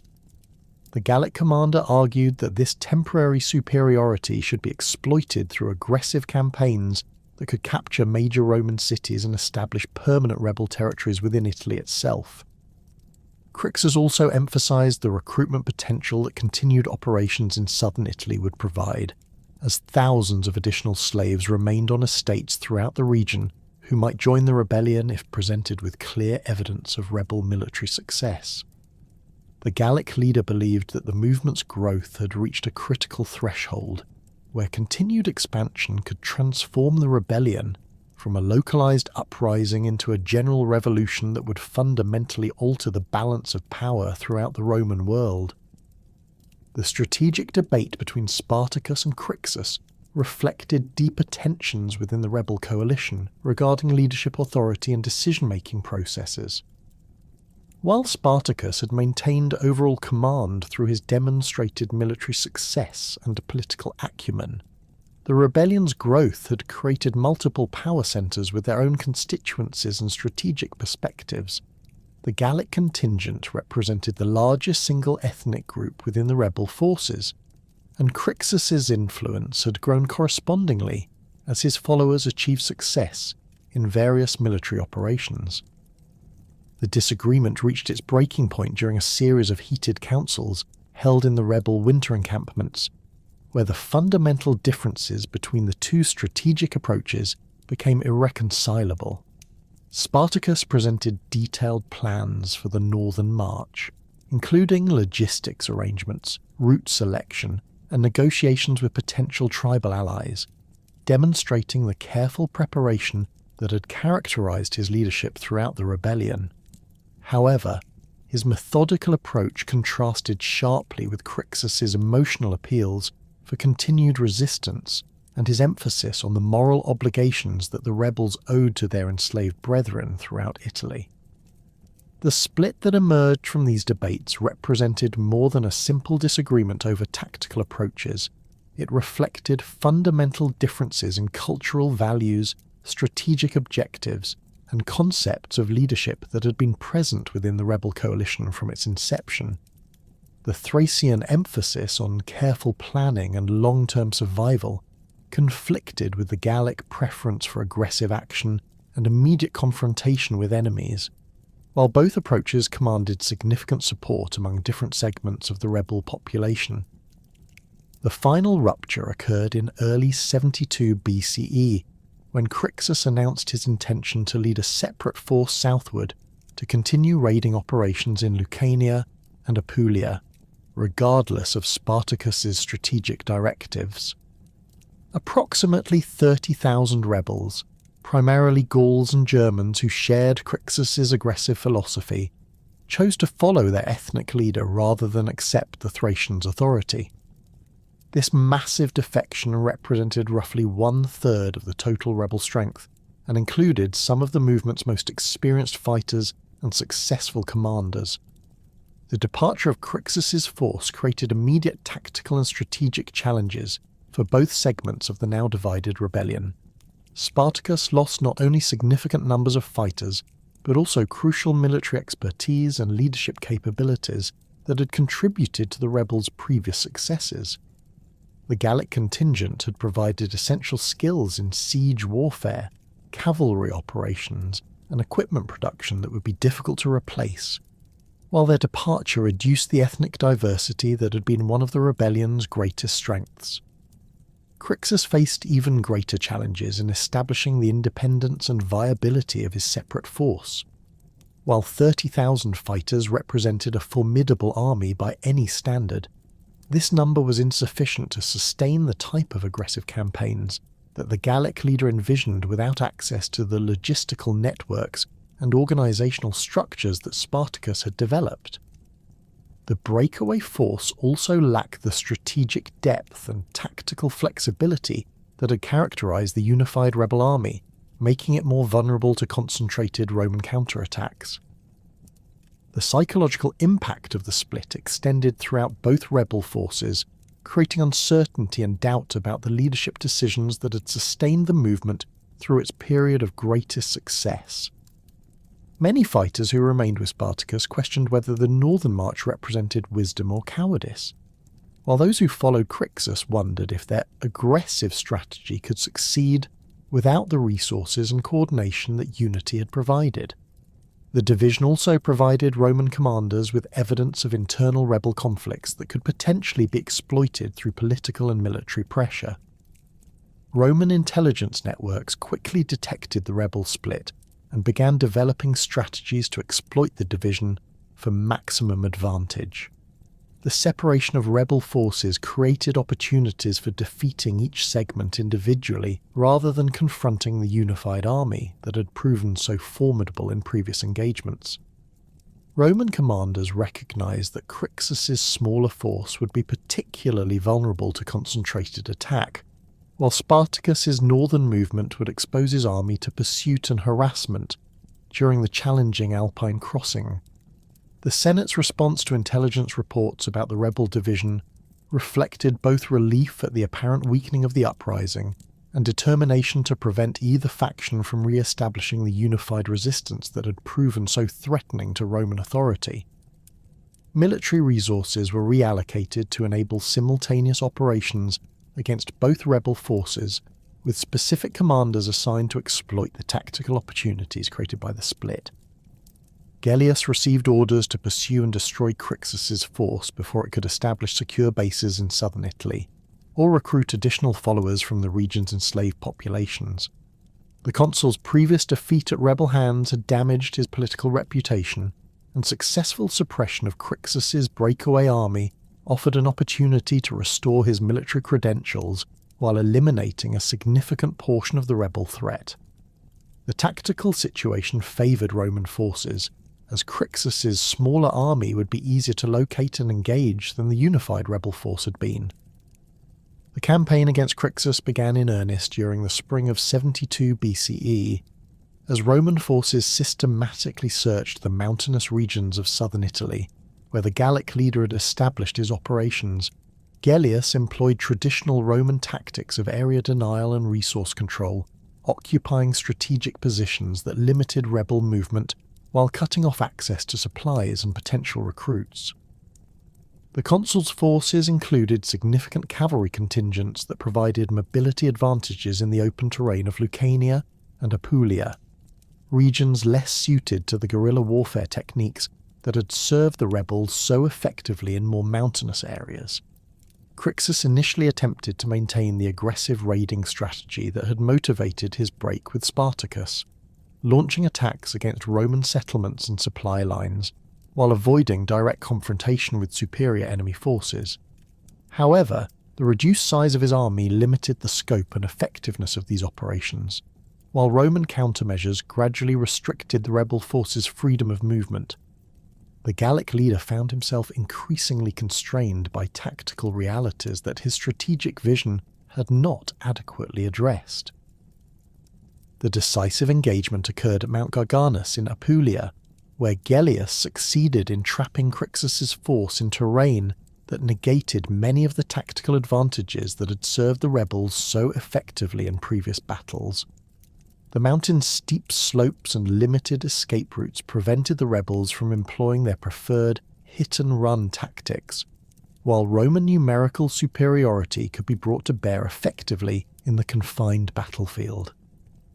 The battle itself demonstrated both the continued fighting capabilities of the rebel forces and the ultimate limitations they faced when confronting professional Roman armies under favourable conditions.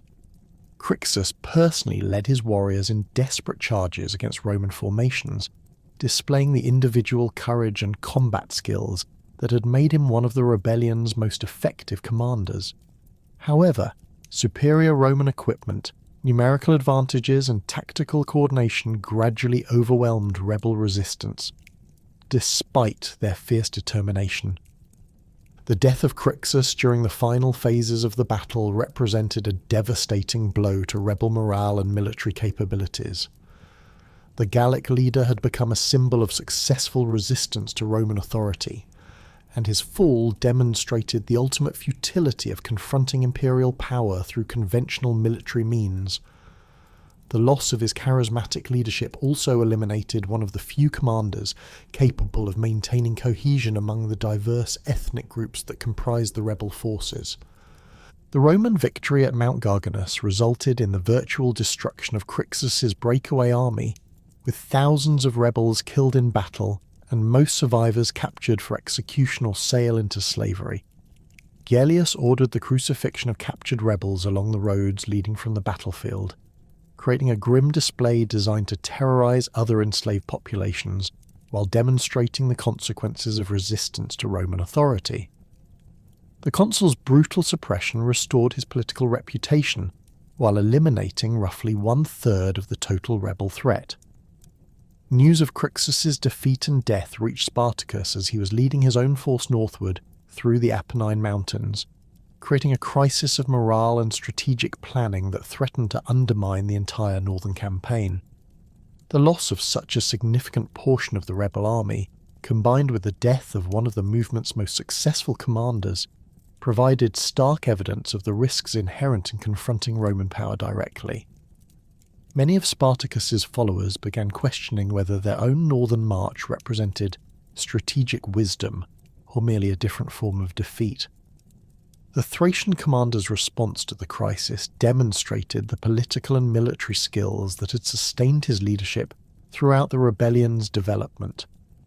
Rather than allowing grief and doubt to paralyze his forces, Spartacus used news of Crassus's death to reinforce his arguments for the northern strategy, while honoring the fallen leader's memory through continued resistance to Roman authority.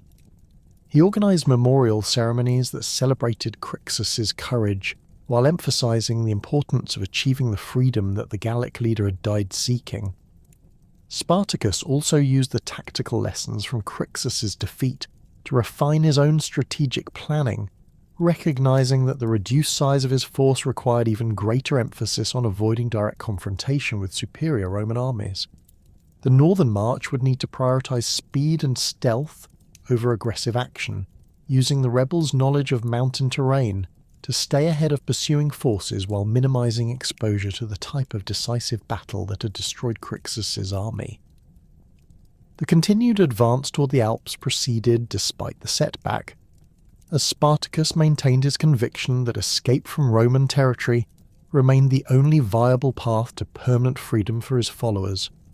The rebel army, now reduced to approximately 40,000 fighters, but still representing a formidable force, moved through the mountainous regions of central Italy, with the disciplined organization that had characterized their previous operations.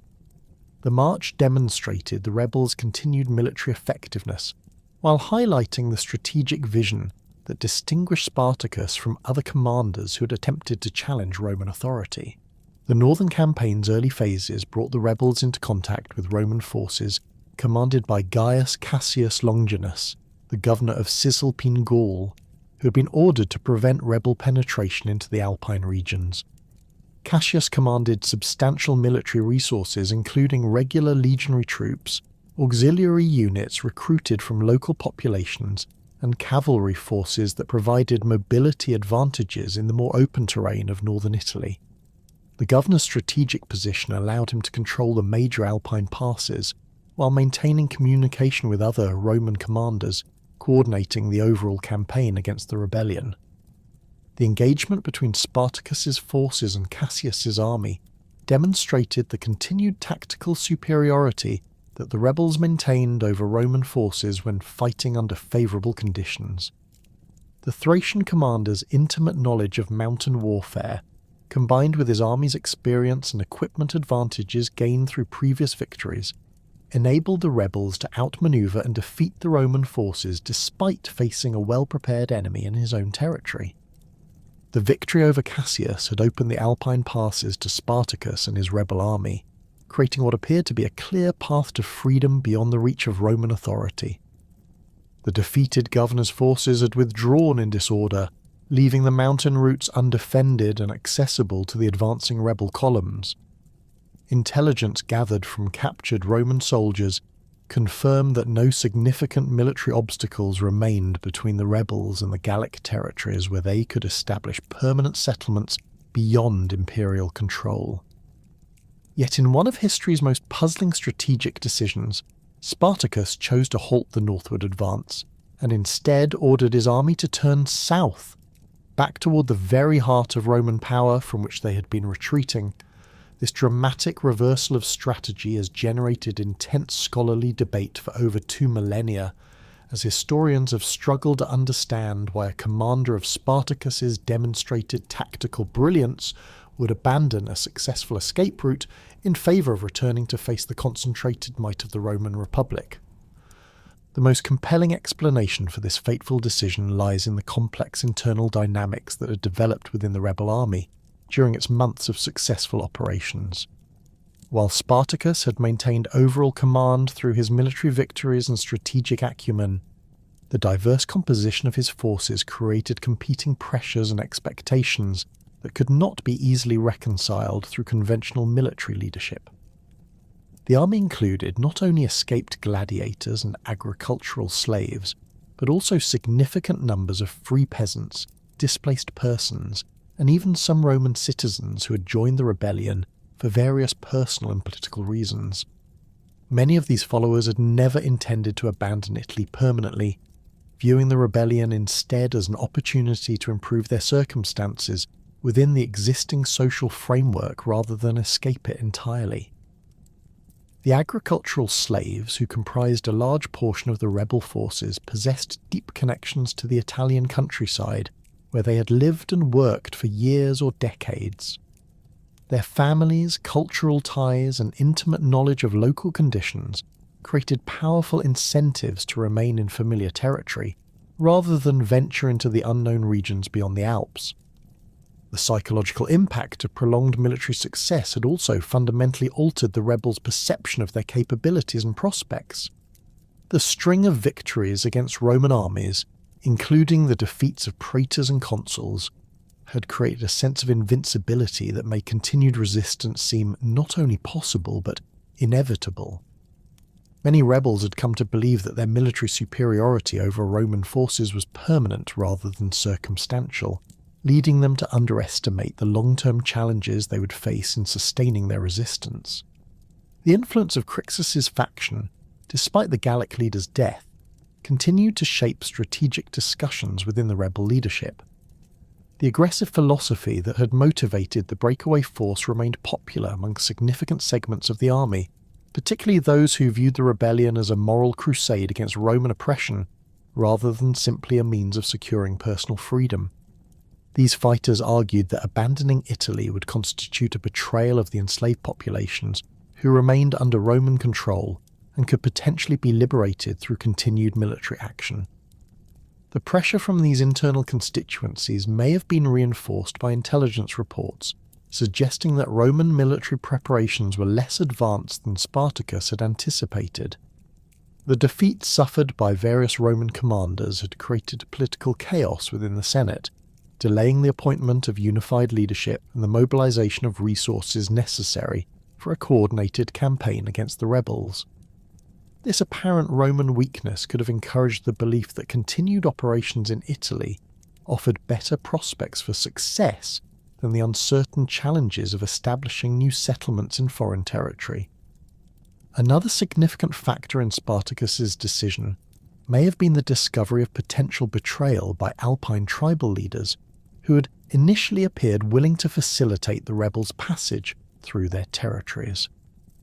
Celtic tribes in the region had their own complex relationships with Rome, involving treaties, tribute arrangements, and hostage exchanges that created incentives for cooperation with imperial authorities rather than support for escaped slaves. Intelligence gathered during the northern advance may have revealed that tribal leaders were planning to trap the rebel army in mountain passes where they could be destroyed by coordinated attacks involving both tribal forces and pursuing Roman armies. The logistical challenges of supporting a massive army during an Alpine crossing also presented formidable obstacles that may have appeared insurmountable as the rebels approached the mountain passes. The rebel force, numbering tens of thousands of fighters plus their families and followers, required enormous quantities of food, equipment, and other supplies that would be difficult to obtain in the sparsely populated mountain regions. The onset of winter would have made these challenges even more severe, as the rebels lacked the specialized equipment and experience necessary for sustained operations in harsh mountain conditions. The strategic intelligence available to Spartacus may have indicated that Roman forces were already moving to cut off potential escape routes through the Alps, making the northern strategy increasingly risky as pursuing armies closed the distance behind the rebel force. The Romans possessed superior knowledge of the mountain terrain through their extensive military operations in Gaul, along with established relationships with tribal leaders that could be leveraged to coordinate attacks against the rebels. Under these circumstances, continuing northward might have led the rebel army into a carefully prepared trap rather than the freedom they sought. Whatever combination of factors motivated Spartacus's decision, the southward turn marked a fundamental shift in the rebellion's trajectory that would ultimately determine its fate. The rebel army that had seemed poised to escape Roman territory and establish permanent freedom beyond imperial reach, instead found itself marching back toward the regions where Roman authority was strongest and military resources most concentrated. This decision would test the rebels' military capabilities against the full might of the Roman Republic, while eliminating the strategic flexibility that had sustained their previous successes. The march back through central Italy demonstrated that the rebels retained their formidable military effectiveness, despite the strategic reversal. Roman forces that attempted to intercept or harass the rebel columns found themselves outmatched by opponents who had perfected their tactical coordination through months of successful operations. The rebel army moved with disciplined organization that reflected their evolution from desperate fugitives into a professional military force capable of complex maneuvers and sustained campaigns. The psychological impact of the rebels' return created panic throughout the regions they traversed, as Roman citizens and officials who had believed the threat was moving away from their territories suddenly found themselves facing the prospect of renewed rebel operations in their vicinity. The sight of tens of thousands of armed former slaves marching in organized formations provided stark evidence that the rebellion remained a formidable threat despite the setbacks it had suffered through internal divisions and Roman military pressure. Local Roman commanders found themselves unable to mount effective resistance against the rebel advance, as their forces were insufficient to engage such a large and experienced enemy army in direct combat. The rebels' reputation for tactical innovation and their demonstrated ability to defeat superior Roman forces created a climate of fear that paralyzed potential opposition, while encouraging additional recruits to join their ranks. Agricultural slaves throughout the regions traversed by the rebel army abandoned their masters' estates in increasing numbers, swelling the rebel forces despite the losses suffered during previous campaigns. The Roman Senate's response to news of the rebels' return reflected both alarm at the strategic implications and frustration with the military failures that had allowed the situation to deteriorate so severely. The rebellion that had initially been dismissed as a minor security problem had evolved into an existential threat to Roman authority in southern Italy, requiring mobilization of resources on a scale typically reserved for major foreign wars. The political consequences of continued military failures threatened the careers and reputations of senators and commanders associated with the failed suppression efforts. The appointment of Marcus Licinius Crassus to command the campaign against Spartacus represented the Senate's recognition that conventional military approaches had proven inadequate against the rebel forces. Crassus possessed both the personal wealth necessary to finance large-scale military operations and the political connections required to mobilize the Republic's full resources against the rebellion. His reputation for ruthless efficiency and willingness to employ extreme measures made him an ideal choice for suppressing what had become the most serious internal threat Rome had faced in generations. The rebel armies' continued advance southward brought them into the regions of Lucania and Bruttium, where the mountainous terrain and sparse Roman military presence offered opportunities for establishing secure bases while planning their next strategic moves. However, the decision to return to southern Italy also limited the rebels' strategic options, as they now found themselves in a geographical cul-de-sac with limited escape routes and increasing Roman military pressure from multiple directions. It was during this period that Spartacus began exploring alternative strategies that might achieve the rebellion's objectives without requiring the direct confrontation with concentrated Roman forces that had proven so costly for Crixus's breakaway army. The Thracian commander's attention turned toward the possibility of evacuating his forces by sea, using ships to transport the rebel army to territories beyond Roman control where they could establish permanent settlements without facing the logistical challenges of an overland march through hostile territory. The strategic appeal of maritime evacuation was enhanced by historical precedents from the previous century's slave revolts in Sicily, where rebel leaders had successfully used sea transport to extend their operations and establish secure bases on islands beyond immediate Roman reach. The Sicilian revolts had demonstrated that slave armies could maintain their effectiveness when supported by naval capabilities, while the isolation provided by water barriers offered protection against the type of sustained Roman pressure that eventually wore down land-based rebellions. Intelligence gathered by rebel scouts indicated that Cilician pirates operating in the waters off southern Italy possessed both the ships and the maritime expertise necessary to transport large numbers of people across the Mediterranean. These pirates had established themselves as a significant force in regional politics, maintaining bases throughout the eastern Mediterranean while conducting operations that challenged Roman naval supremacy. Their reputation for commercial pragmatism suggested they might be willing to negotiate transportation arrangements in exchange for appropriate compensation. The Cilician pirates represented one of the most formidable naval powers of the late Republican period, operating fleets that numbered in the hundreds of vessels and controlled extensive territories throughout the eastern Mediterranean. Their organization combined commercial enterprise with military effectiveness, creating a maritime empire that challenged Roman authority while providing services to various clients throughout the region. The pirates' success had been built upon their ability to adapt quickly to changing political and military circumstances, while maintaining the flexibility necessary for sustained operations against superior conventional forces.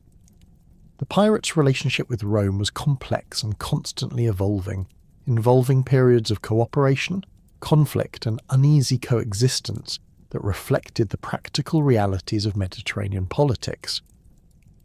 While Roman authorities officially condemned piracy and periodically launched military campaigns against pirate strongholds, the Republic also benefited from pirate activities that disrupted enemy commerce and provided access to goods and services that were difficult to obtain through conventional channels.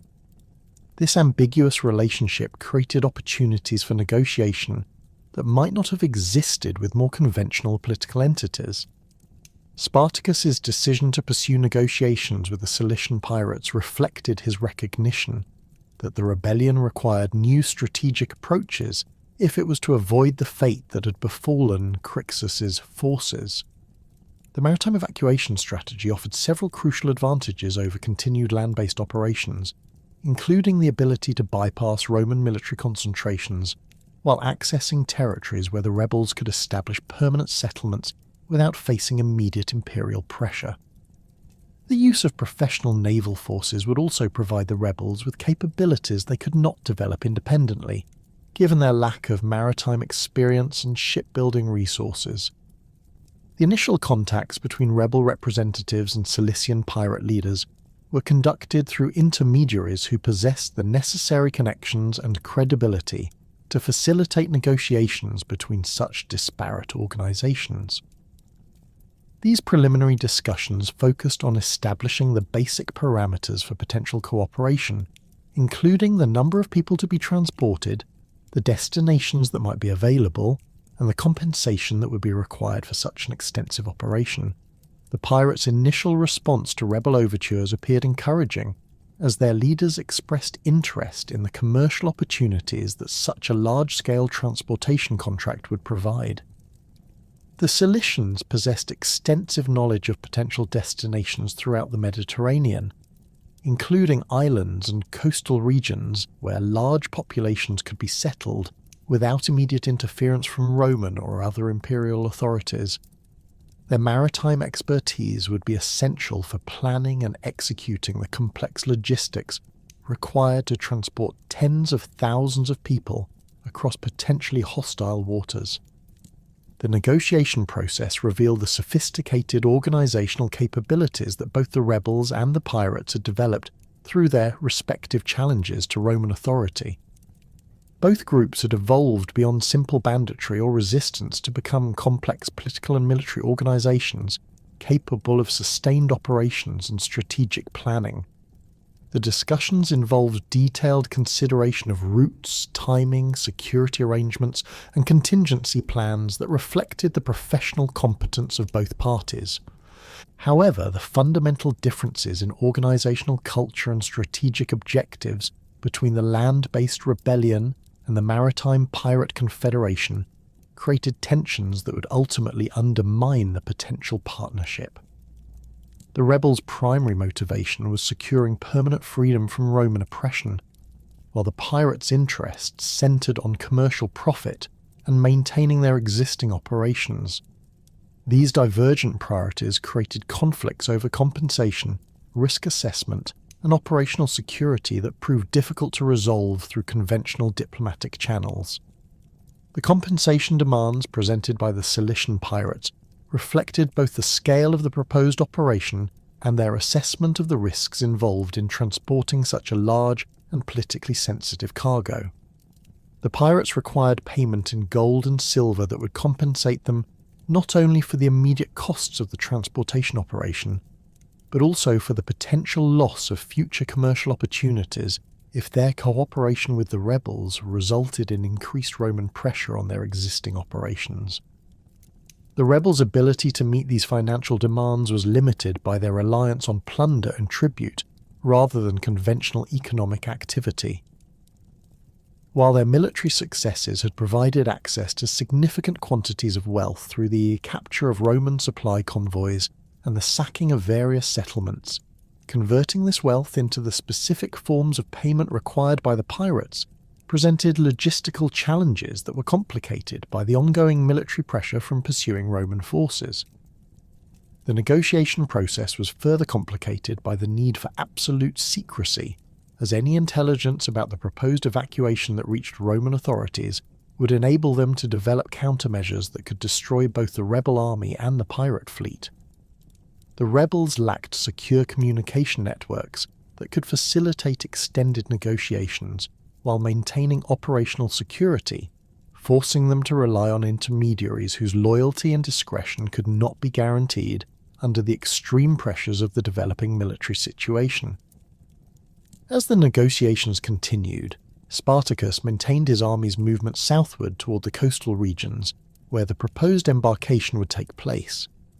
The rebel force established temporary camps in the mountainous terrain of Bruttium, using the natural defensive advantages of the region to maintain security, while the complex diplomatic and logistical arrangements were finalized. The rebels' presence in the area created additional pressure on the negotiation process, as Roman forces under Crassus's command were steadily closing the distance and threatening to eliminate the maritime evacuation option through direct military action.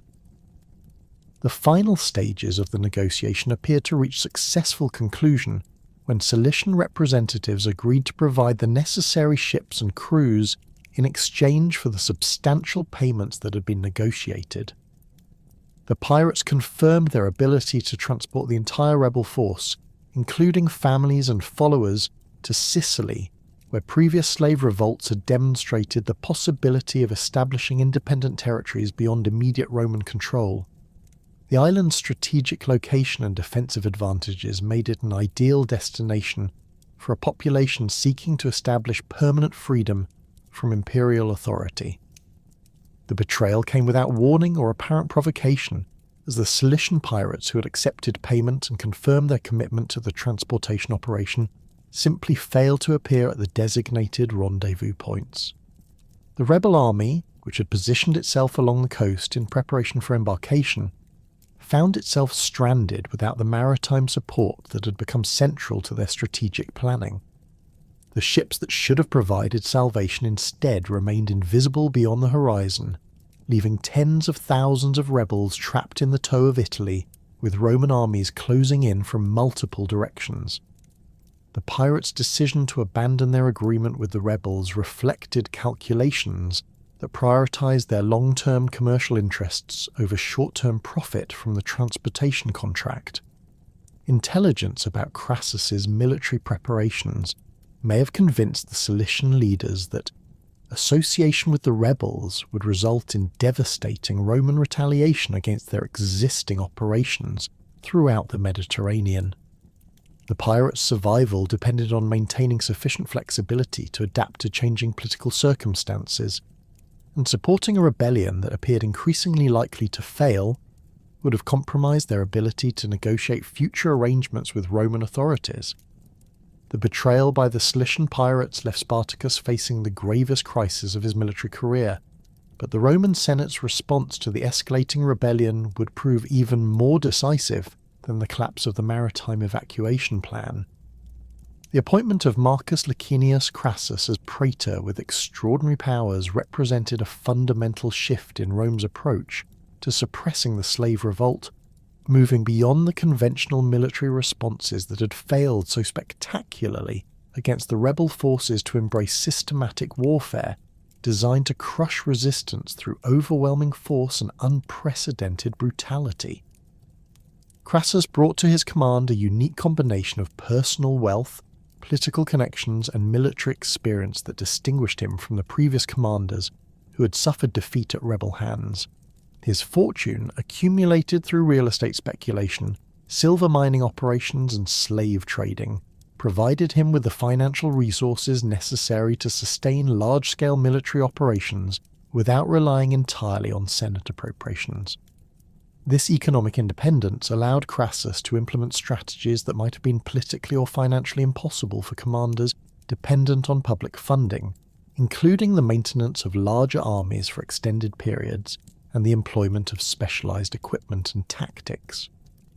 The praetor's military background included extensive service in provincial campaigns and frontier warfare that had provided him with intimate knowledge of unconventional tactics and the challenges posed by irregular opponents. Unlike his predecessors, who had approached the rebellion as a conventional military problem requiring standard Roman solutions, Crassus recognized that the rebels' success stemmed from their ability to exploit weaknesses in traditional legionary formations and tactics. His strategic planning reflected this understanding, incorporating innovations designed specifically to counter the advantages that had sustained rebel resistance for nearly 2 years. The military resources allocated to Crassus's command represented the largest force yet assembled against the rebellion, comprising 8 full legions totaling approximately 40,000 experienced troops supplemented by extensive auxiliary units, cavalry formations, and specialized engineering corps. This massive army reflected the Senate's recognition that previous half measures had not only failed to suppress the revolt, but had actually strengthened rebel capabilities through the capture of Roman equipment and the demonstration of imperial vulnerability. The new force was equipped with the finest available weapons and armor, supported by sophisticated supply networks, and organized according to tactical innovations that Crassus had developed through careful analysis of previous Roman defeats. The legions assigned to Crassus's command included veteran units drawn from successful campaigns in Spain, Gaul, and the eastern provinces, ensuring that his forces possessed the experience and discipline necessary for sustained operations against formidable opponents. These troops had proven themselves in conventional warfare against professional enemies and possessed the tactical flexibility required for adaptation to the unconventional challenges posed by the rebel forces. Their equipment included the latest innovations in Roman military technology, including improved armour designs, enhanced siege equipment, and specialised weapons developed for specific tactical applications. However, Crassus understood that superior numbers and equipment alone would not guarantee success against opponents who had repeatedly demonstrated their ability to overcome such advantages through tactical innovation and superior motivation. The praetor's first priority involved restoring the discipline and fighting spirit that had been shattered by previous defeats, recognizing that Roman military effectiveness depended as much on psychological factors as on material superiority. The demoralization that had spread through Roman forces following their defeats at rebel hands required dramatic action to restore confidence and eliminate the defeatist attitudes that had contributed to tactical failures. The solution that Crassus implemented demonstrated both his understanding of Roman military psychology and his willingness to employ extreme measures to achieve his objectives. The ancient practice of decimation, which had fallen into disuse during the late Republic due to its severity and potential political consequences, was revived as a means of restoring discipline while demonstrating the consequences of military failure. This brutal punishment involved the execution of every 10th soldier in units that had shown cowardice or failed to meet combat standards, creating a climate of fear that would compel improved performance while eliminating those deemed unreliable. The decimation process was conducted with methodical precision that reflected both Roman organisational efficiency and Crassus's determination to establish absolute authority over his forces. Units selected for punishment were assembled in formation, while lots were drawn to determine which soldiers would face execution. The condemned men were beaten to death by their fellow soldiers using clubs and stones, creating a traumatic shared experience that bound the survivors together while demonstrating the fatal consequences of military failure. The psychological impact of witnessing comrades die for collective failures created powerful incentives for individual excellence while establishing Crassus's reputation for ruthless leadership. The implementation of decimation extended beyond its immediate disciplinary effects to serve broader strategic purposes within Crassus's campaign planning.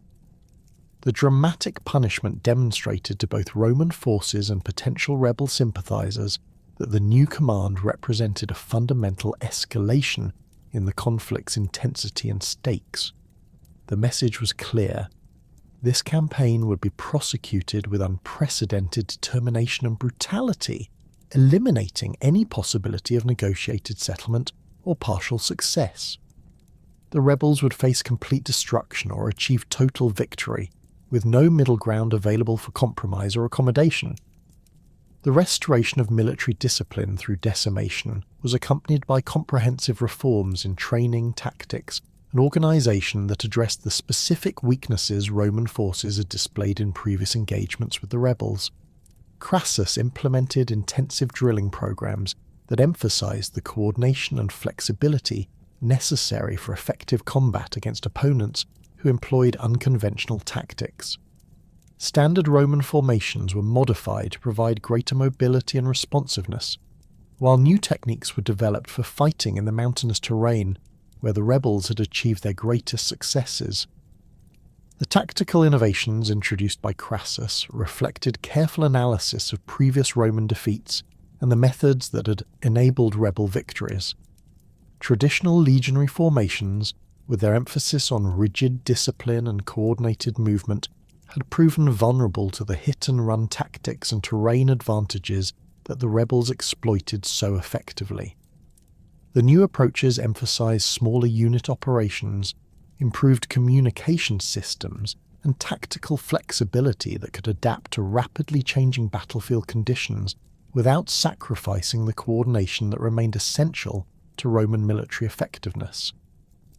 Training programs were intensified to prepare Roman forces for the specific challenges they would face in combat against experienced gladiators and former warriors who possessed superior individual fighting skills. Soldiers practiced techniques for close-quarters combat, irregular warfare, and operations in difficult terrain that had not been emphasized in conventional military preparation. The enhanced training regimen also included psychological conditioning designed to overcome the fear and demoralization that had contributed to previous Roman failures, building confidence through demonstrated competence and success in controlled environments. While Crassus was implementing these military reforms, his strategic planning focused on the construction of massive fortifications designed to trap the rebel forces in southern Italy and eliminate their strategic mobility. The project represented one of the most ambitious engineering undertakings in Roman military history, involving the construction of a continuous barrier across the entire width of the Bruttium Peninsula that would prevent rebel movement while creating conditions for their systematic destruction through siege warfare and attrition.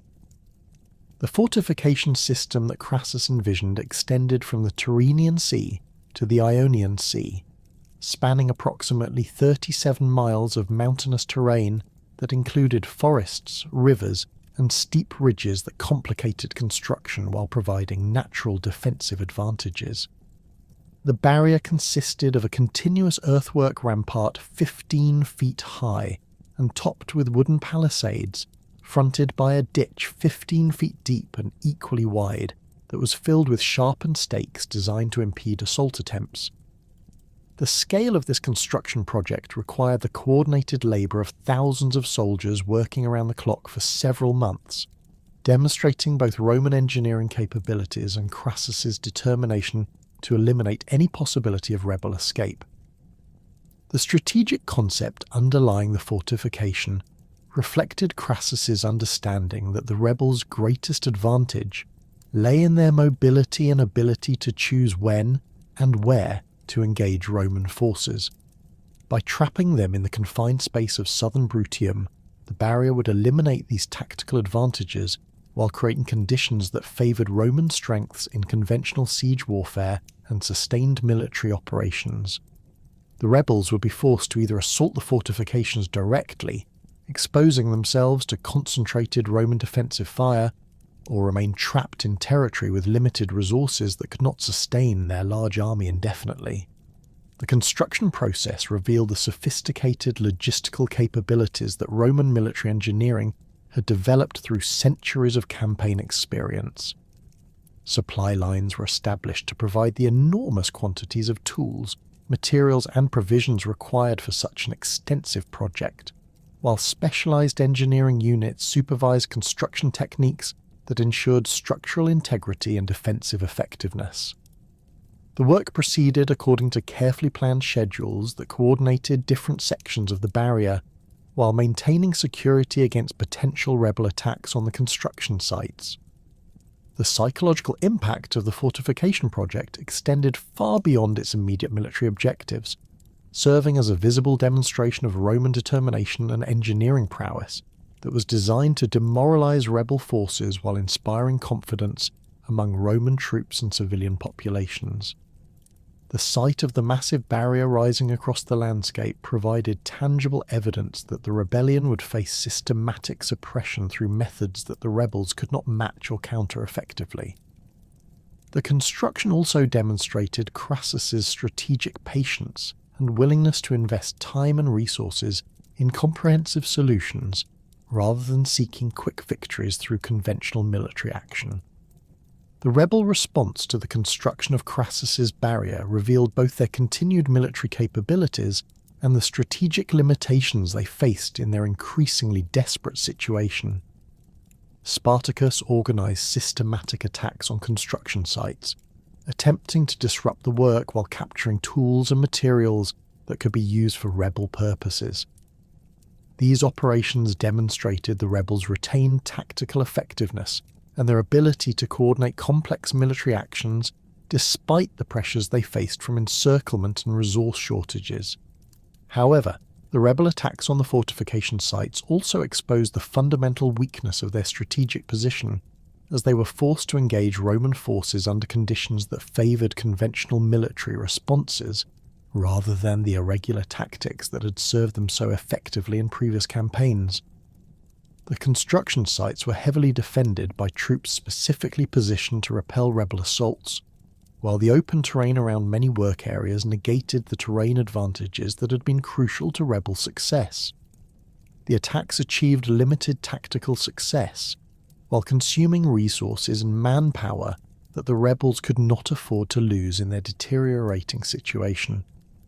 The completion of major sections of the barrier during the winter months of 72-71 BCE marked a decisive shift in the strategic balance between Roman and rebel forces. The fortification had achieved its primary objective of restricting rebel movement and eliminating their ability to seek supplies and recruits from the broader Italian countryside. The rebels found themselves confined to an area that could not sustain their numbers indefinitely, while Roman forces maintained secure supply lines and reinforcement capabilities that ensured their long-term advantages in any prolonged confrontation. The siege conditions created by the completed fortifications began to produce the effects that Crassus had anticipated, as food shortages and resource constraints gradually weakened rebel capabilities while maintaining pressure on their leadership to attempt desperate breakout operations. The psychological pressure of encirclement, combined with the visible evidence of Roman engineering superiority, began to erode the confidence and unity that had sustained the rebellion through its previous challenges. Desertion rates increased as individual rebels concluded that continued resistance offered no realistic prospects for survival or success. Crassus's systematic approach to suppressing the rebellion contrasted sharply with the hasty and often poorly coordinated tactics employed by his predecessors, reflecting both his personal strategic philosophy and his understanding of the specific challenges posed by the rebel forces. Rather than seeking immediate confrontation or attempting to achieve quick victories through conventional military action, the praetor implemented a methodical campaign designed to eliminate rebel advantages while maximizing Roman strengths in sustained operations and resource management. The strategic patience demonstrated by Crassus's approach reflected his recognition that time favoured Roman forces in any prolonged confrontation with the rebels. While the slave army had achieved remarkable success through tactical innovation and superior motivation, their long-term sustainability depended on continued access to supplies, recruits, and territory that could support their operations. The fortification system eliminated these essential requirements while creating conditions where Roman advantages in numbers, equipment, and logistical support could be decisive factors in determining the conflict's outcome. The winter of 71 BCE brought unprecedented hardship to the trapped rebel forces as Crassus's wall began to achieve its intended effects.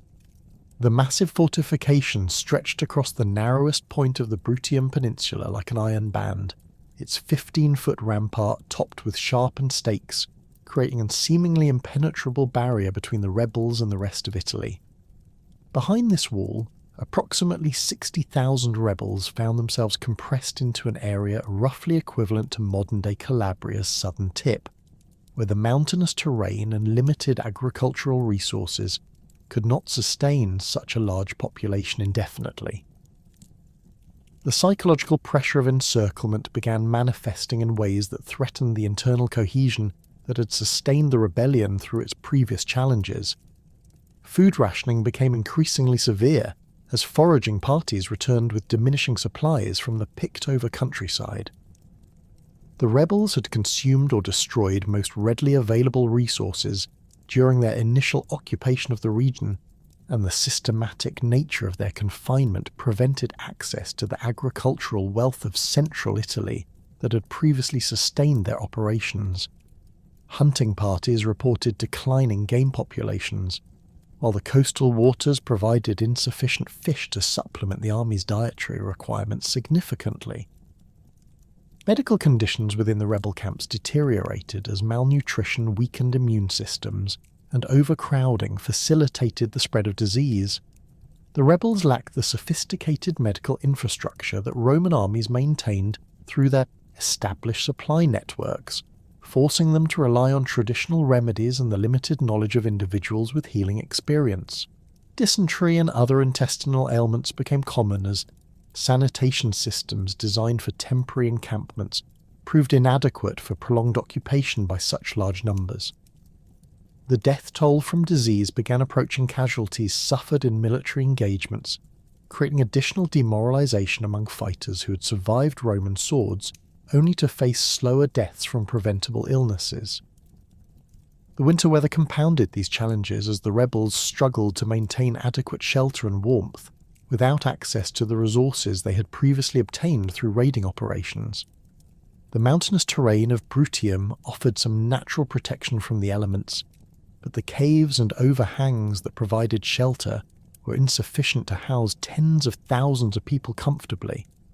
Improvised shelters constructed from available materials provided minimal protection against the cold and rain that characterized the region's winter climate, while fuel for heating fires became increasingly scarce as accessible timber was consumed.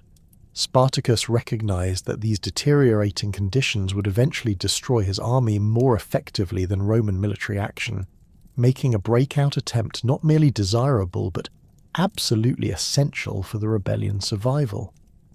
The Thracian commander's strategic analysis indicated that waiting for improved conditions would only worsen their situation, as spring would bring renewed Roman military pressure while their own capabilities continued to decline through attrition and demoralization.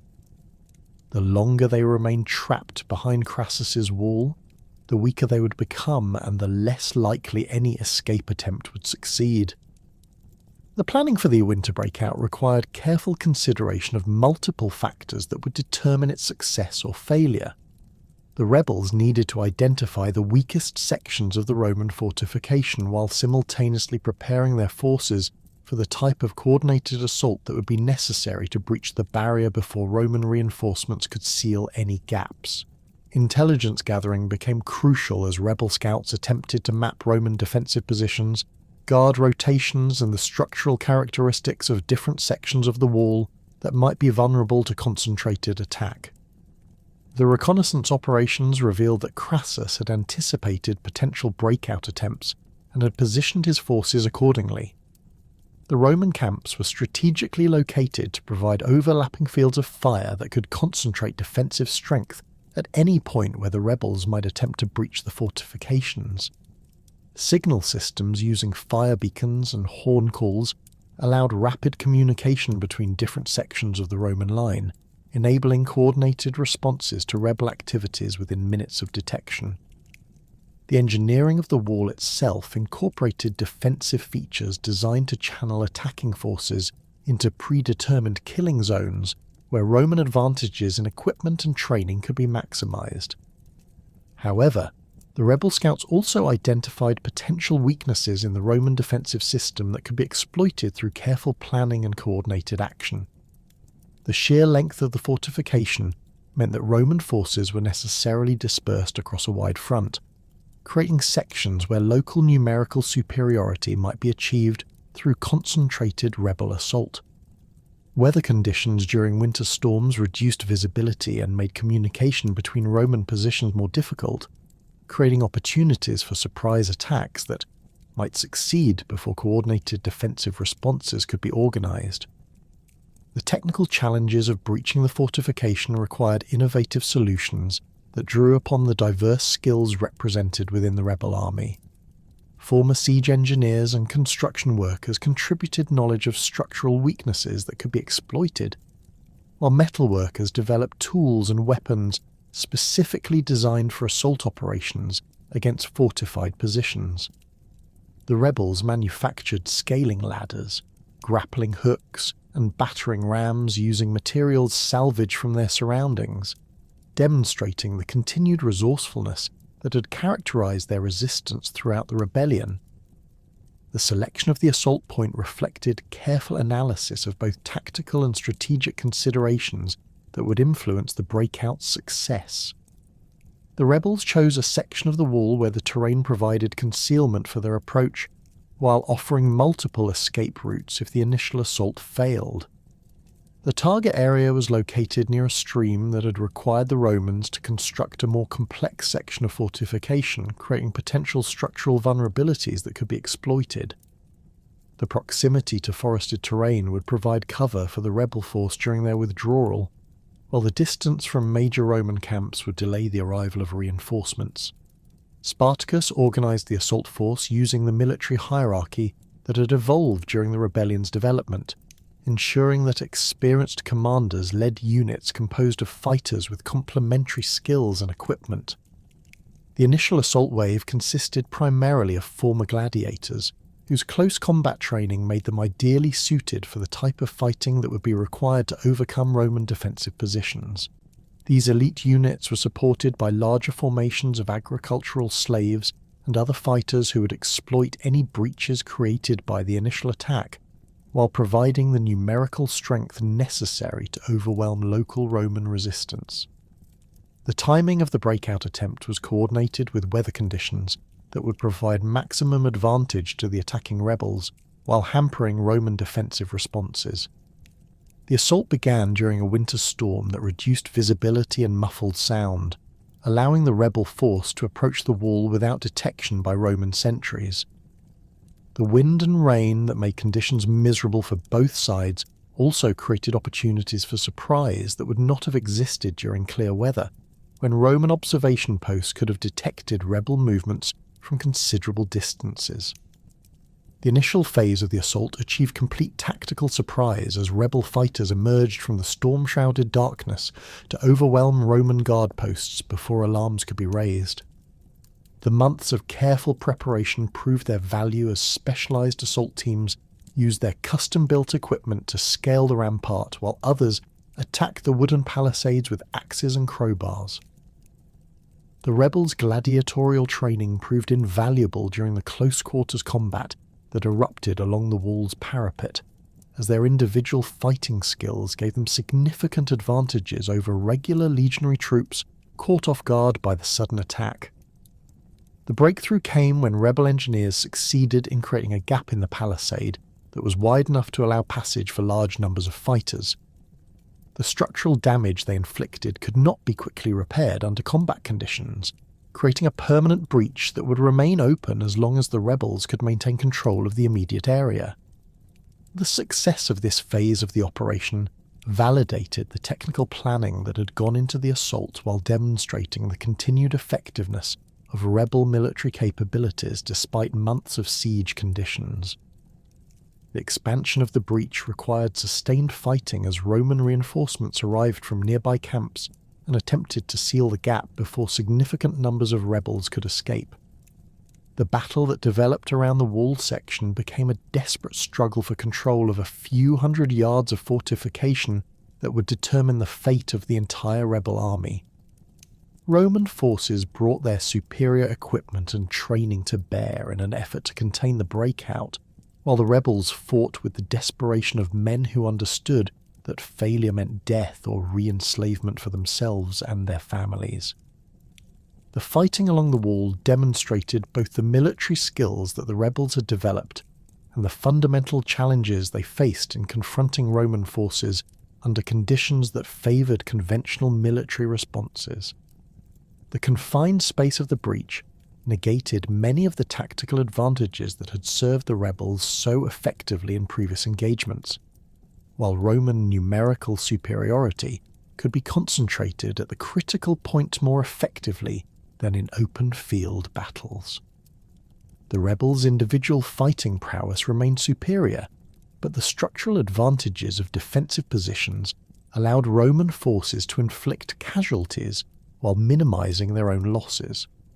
The decisive moment came when Spartacus personally led a charge that overwhelmed the Roman defensive line and secured control of a section of the wall sufficient to allow the systematic evacuation of the rebel army. The Thracian commander's presence at the critical point provided the inspiration and tactical coordination necessary to overcome Roman resistance, while demonstrating the leadership qualities that had sustained the rebellion through its darkest moments. His combat skills, honed through years of gladiatorial training and tribal warfare, proved crucial in the hand-to-hand fighting that determined control of the breach. The successful breakout required several hours of sustained combat as tens of thousands of rebels passed through the gap in the fortifications, while rearguard units held off Roman counterattacks. The evacuation proceeded according to predetermined plans that prioritized essential personnel and equipment, while ensuring that families and non-combatants were not abandoned during the chaotic withdrawal. The rebels demonstrated remarkable discipline during this phase of the operation, maintaining organizational coherence despite the pressures of combat and the urgency of escape. The Roman response to the breakout revealed both the effectiveness of Crassus's defensive preparations and the limitations inherent in static fortification systems when facing determined opponents with superior tactical skills. While the wall had successfully contained the rebels for months and inflicted severe hardships that weakened their capabilities, it could not prevent a well-planned and executed assault by forces willing to accept heavy casualties in exchange for freedom. The breach created by the rebels could not be sealed quickly enough to prevent their escape, despite the rapid response of Roman reinforcements. The aftermath of the winter breakout marked a crucial turning point in the rebellion's final phase, as Spartacus had succeeded in freeing his army from the trap that Crassus had constructed, while demonstrating the continued viability of rebel resistance. However, the escape came at enormous cost in casualties and resources, while the strategic situation remained fundamentally unchanged. The rebels had avoided immediate destruction, but remained trapped in southern Italy with limited options for long-term survival, while Roman forces retained their overwhelming advantages in numbers, equipment, and logistical support. The political implications of the successful breakout reverberated throughout Rome as news of Crassus's failure reached the capital and created fresh concerns about the military situation in southern Italy. The Senate had invested enormous resources in the construction of the wall and the maintenance of the forces necessary to contain the rebellion, making the rebels' escape a significant political embarrassment that threatened to undermine confidence in Roman military capabilities. The failure also raised questions about Crassus's leadership and strategic competence, creating pressure for alternative approaches to suppressing the revolt. The arrival of Pompey's legions from Spain added a new dimension to the political and military dynamics surrounding the rebellion's suppression. Pompey had completed his successful campaign against Sertorius and was returning to Italy with battle-tested troops who possessed extensive experience in unconventional warfare against irregular opponents. His reputation as one of Rome's most successful military commanders created expectations that his involvement would bring the rebellion to a swift conclusion, while potentially overshadowing Crassus's contributions to the campaign. The political rivalry between Crassus and Pompey added urgency to the military situation, as both commanders recognized that credit for suppressing the rebellion would significantly enhance the victor's political standing, while failure would damage reputations and future prospects. Crassus understood that he needed to achieve decisive victory before Pompey's arrival allowed his rival to claim credit for ending the revolt, creating pressure for aggressive action that might compromise the methodical approach that had characterized his previous operations. The rebel army that emerged from the winter breakout bore the scars of months of siege conditions, but retained the core military capabilities that had sustained their resistance throughout the rebellion's development. The successful escape had restored confidence in Spartacus's leadership, while demonstrating that Roman military superiority was not absolute. However, the rebels also understood that their strategic options remained severely limited, as they lacked the resources necessary for sustained operations while facing the combined pressure of multiple Roman armies converging on their position. The fragmentation that had begun to appear within rebel ranks during the siege intensified as different groups developed conflicting ideas about the best response to their desperate situation. Some fighters advocated for immediate attempts to break through Roman lines and escape to other regions where they might find refuge or support, while others argued for negotiated surrender that might secure better treatment than they could expect after military defeat. The unity of purpose that had sustained the rebellion through its period of greatest success began to fracture under the pressure of seemingly impossible circumstances. Spartacus faced the challenge of maintaining cohesion among his diverse followers while developing strategies that could address their deteriorating situation. The winter breakout had demonstrated that dramatic action remained possible, but the fundamental strategic problems that had trapped the rebellion in southern Italy persisted despite their tactical success. The Thracian commander needed to balance the competing demands and expectations of his followers, while preparing for what appeared to be the final confrontation with Roman forces that would determine the rebellion's ultimate fate. The strategic deadlock that had developed following the winter breakout from Crassus's wall created a situation of mounting desperation for both Roman and rebel forces as the spring of 71 BCE brought renewed military pressure throughout southern Italy. Spartacus understood that his army's successful escape had only postponed, rather than resolved, the fundamental challenges facing the rebellion, while the arrival of Pompey's battle-hardened legions from Spain added a new dimension of urgency to the already critical military situation. The political dynamics in Rome had shifted dramatically as news of the breakout reached the Senate and created fresh concerns about the Republic's ability to suppress what had become the most serious internal threat in generations. The failure of Crassus's elaborate fortification system represented not merely a tactical setback, but a fundamental challenge to Roman military prestige that demanded immediate and decisive response. The appointment of additional commanders and the mobilization of fresh resources reflected the gravity with which Roman authorities now viewed the rebellion's continued existence. Pompey's return from his successful Spanish campaign brought approximately 20,000 veteran troops who possessed extensive experience in irregular warfare against opponents who employed unconventional tactics similar to those that had served the rebels so effectively. These legions had spent years fighting Sertorius's forces in terrain and conditions that closely paralleled the challenges presented by Spartacus's army, providing them with tactical knowledge and combat experience that previous Roman forces had lacked. The psychological impact of Pompey's reputation as an undefeated commander also created expectations of swift victory that increased pressure on all parties to seek decisive confrontation. The rivalry between Crassus and Pompey added personal and political dimensions to the military campaign that influenced strategic decisions and tactical approaches in ways that would prove crucial to the rebellion's ultimate fate. Both commanders recognized that credit for suppressing the revolt would significantly enhance the victor's political standing and future prospects, while failure would damage reputations that had been built through years of successful military service. This competition created pressure for aggressive action that might compromise the methodical approaches that had previously characterized Roman military operations. Crassus's response to Pompey's arrival reflected his understanding that time was working against his political interests, even as it continued to favor Roman military objectives. The praetor intensified his pursuit of the rebel army, while implementing tactical innovations designed to force decisive engagement before his rival could claim credit for ending the revolt. The systematic approach that had characterized his previous operations gave way to more aggressive tactics that prioritized speed and conclusive results over the careful preparation that had defined his earlier strategic planning.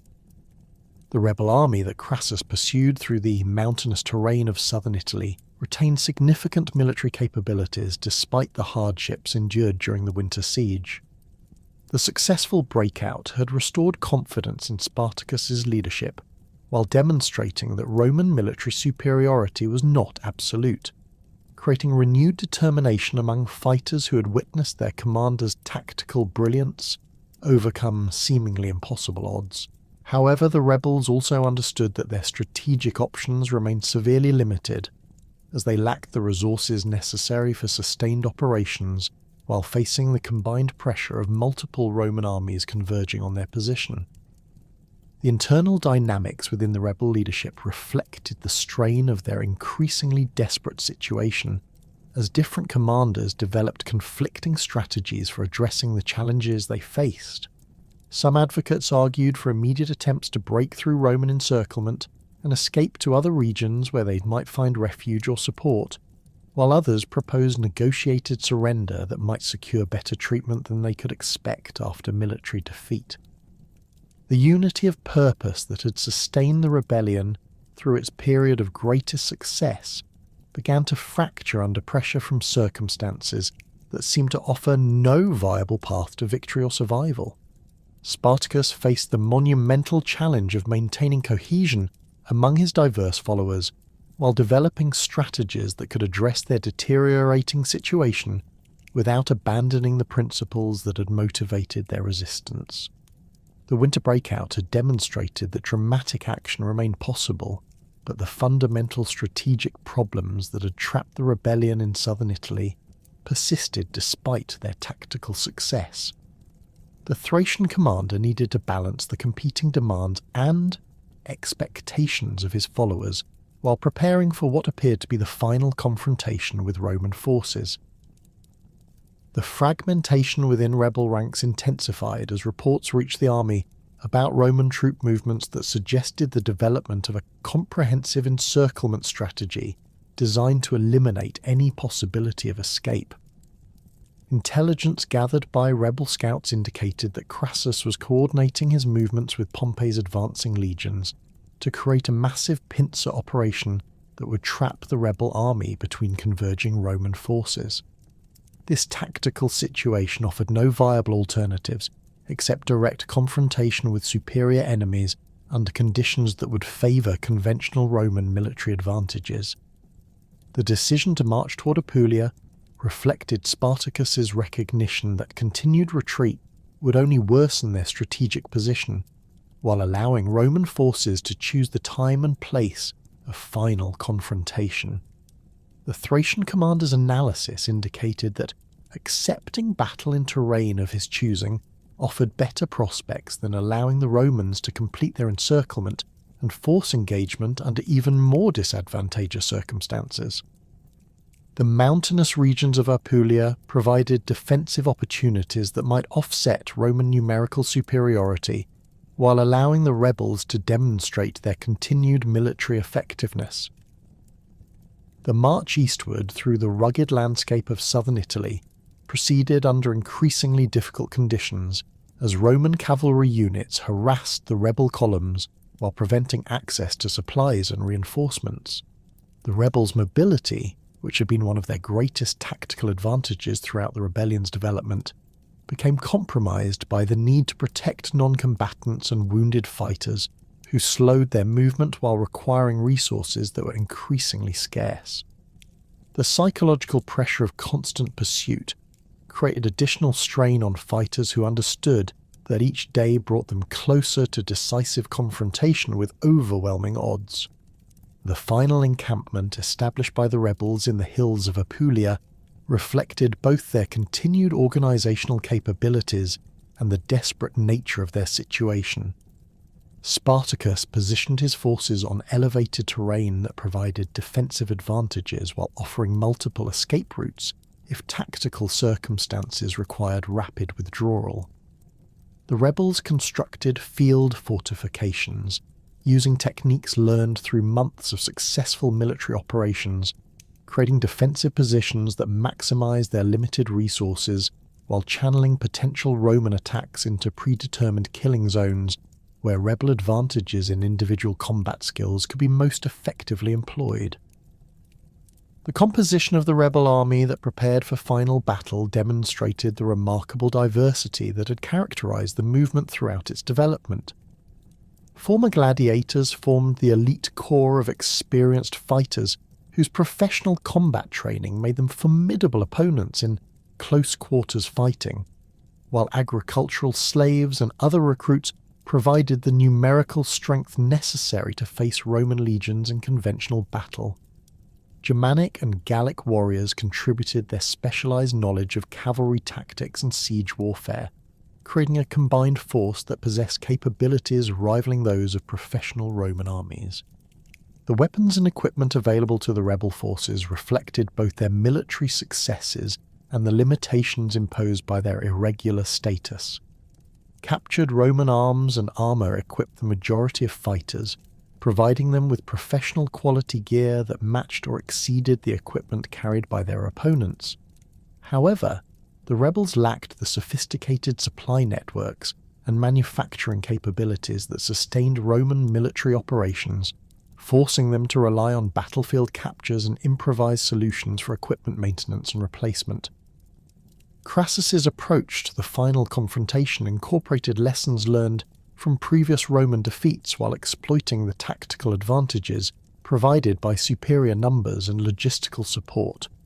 The praetor deployed his 8 legions in formations designed to maximize Roman strengths in coordinated infantry combat, while minimizing exposure to the irregular tactics that had served the rebels so effectively in previous engagements. The systematic approach that had characterized his campaign reflected both his understanding of rebel capabilities and his determination to achieve decisive victory that would eliminate any possibility of continued resistance. The Roman battle line that formed in the Apulian hills represented the culmination of months of careful preparation and tactical innovation, designed specifically to counter rebel advantages. Heavy infantry formations provided the core strength necessary to absorb rebel attacks while maintaining cohesion under pressure, supported by cavalry units that could exploit any gaps or weaknesses that developed in enemy positions. Auxiliary troops and missile weapons provided additional tactical flexibility, while specialized engineering units prepared siege equipment that could be employed against rebel fortifications if direct assault proved insufficient. The psychological warfare that preceded the final battle reflected both sides' understanding of the moral and political stakes involved in the confrontation. Roman commanders emphasized the restoration of order and the punishment of rebellion against legitimate authority, while rebel leaders stressed the fight for freedom and dignity that had motivated their resistance from its inception. The proximity of the opposing forces created opportunities for communication and negotiation that both sides explored while maintaining preparations for military action. The final battle erupted on a spring morning in 71 BCE when advance elements of both armies encountered each other in the broken terrain of the Apulian hills, triggering a general engagement that would determine the rebellion's ultimate fate. The initial contact occurred when Roman cavalry patrols, attempting to locate rebel positions, encountered screening forces that Spartacus had deployed to protect his main army's flanks. The skirmishing that developed from these chance encounters escalated rapidly as both commanders committed additional forces to support their engaged units. Spartacus personally led the rebel response to the Roman advance, demonstrating the leadership by example that had earned him the loyalty of fighters from diverse backgrounds throughout the rebellion's development. The Thracian commander's presence at the front of the battle line provided inspiration and tactical coordination that proved crucial during the intense fighting that characterized the engagement's opening phases. His combat skills, refined through years of gladiatorial training and tribal warfare, remained formidable despite the wounds and exhaustion accumulated during months of continuous campaigning. The rebel assault on Roman positions initially achieved significant success as experienced gladiators and former warriors exploited their superior individual fighting skills to break through sections of the legionary line. The ferocity and determination displayed by fighters who understood they were battling for their lives and freedom created psychological pressure that disrupted Roman formations and created opportunities for tactical exploitation. The rebels' knowledge of their opponent's equipment and tactics, gained through previous victories, allowed them to target specific vulnerabilities in Roman defensive arrangements. However, the fundamental advantages in numbers, equipment, and organisation that Roman forces possessed gradually began to assert themselves as the battle developed into a sustained confrontation. The disciplined coordination that characterised legionary combat proved effective against rebel attacks that relied primarily on individual prowess and small unit tactics. Roman reserves could be committed to reinforce threatened sections of their line while maintaining overall formation integrity, creating a tactical flexibility that the rebels could not match with their more limited resources. The turning point came when Roman cavalry units succeeded in outflanking rebel positions and attacking the rear areas where non-combatants and supplies were located. This tactical manoeuvre forced Spartacus to divert significant numbers of his best fighters from the main battle line to protect civilians and essential equipment, weakening his ability to maintain pressure on Roman positions while creating additional tactical complications. The rebels found themselves fighting on multiple fronts simultaneously, a situation that favoured Roman advantages in coordination and numerical superiority. The collapse of rebel resistance occurred with devastating swiftness once their tactical cohesion began to break down under the pressure of coordinated Roman attacks from multiple directions. The individual courage and fighting skills that had sustained rebel success throughout the rebellion proved insufficient to overcome the systematic advantages that professional Roman forces could bring to bear in conventional battle. The retreat that began in isolated sections of the rebel line spread rapidly as fighters recognized that continued resistance would result only in death without achieving meaningful tactical objectives. Spartacus died during the final phases of the battle, fighting desperately to rally his disintegrating forces while attempting to reach Crassus and eliminate the Roman commander in personal combat. Contemporary accounts describe the Thracian leader's final charge as a desperate attempt to decapitate Roman leadership and create opportunities for his surviving followers to escape the battlefield. His death in combat, surrounded by the bodies of his most loyal followers, marked the effective end of organised rebel resistance and the collapse of the most significant slave revolt in Roman history. The aftermath of the battle revealed the complete destruction of the rebel army as an organised military force, with thousands of fighters killed during the engagement and most survivors captured for punishment or re-enslavement. Roman casualties were relatively light, reflecting the tactical advantages that had enabled their victory despite the fierce resistance offered by desperate opponents. The battlefield carnage provided stark evidence of the rebellion's final failure and the futility of challenging Roman military supremacy through conventional confrontation. Crassus's treatment of captured rebels demonstrated the brutal efficiency that had characterized Roman responses to slave revolts throughout the Republic's history. Approximately 6,000 prisoners were crucified along the Appian Way between Capua and Rome, creating a horrific display designed to terrorize enslaved populations while demonstrating the consequences of rebellion against imperial authority.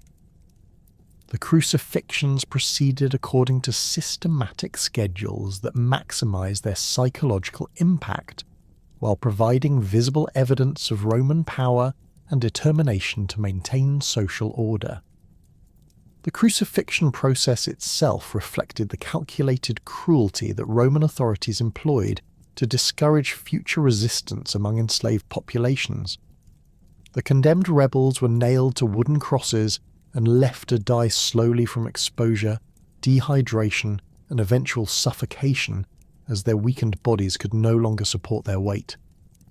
The crosses were positioned along the major highway connecting southern Italy to Rome, ensuring that travellers would witness the gruesome spectacle and carry news of the rebels' fate throughout the empire.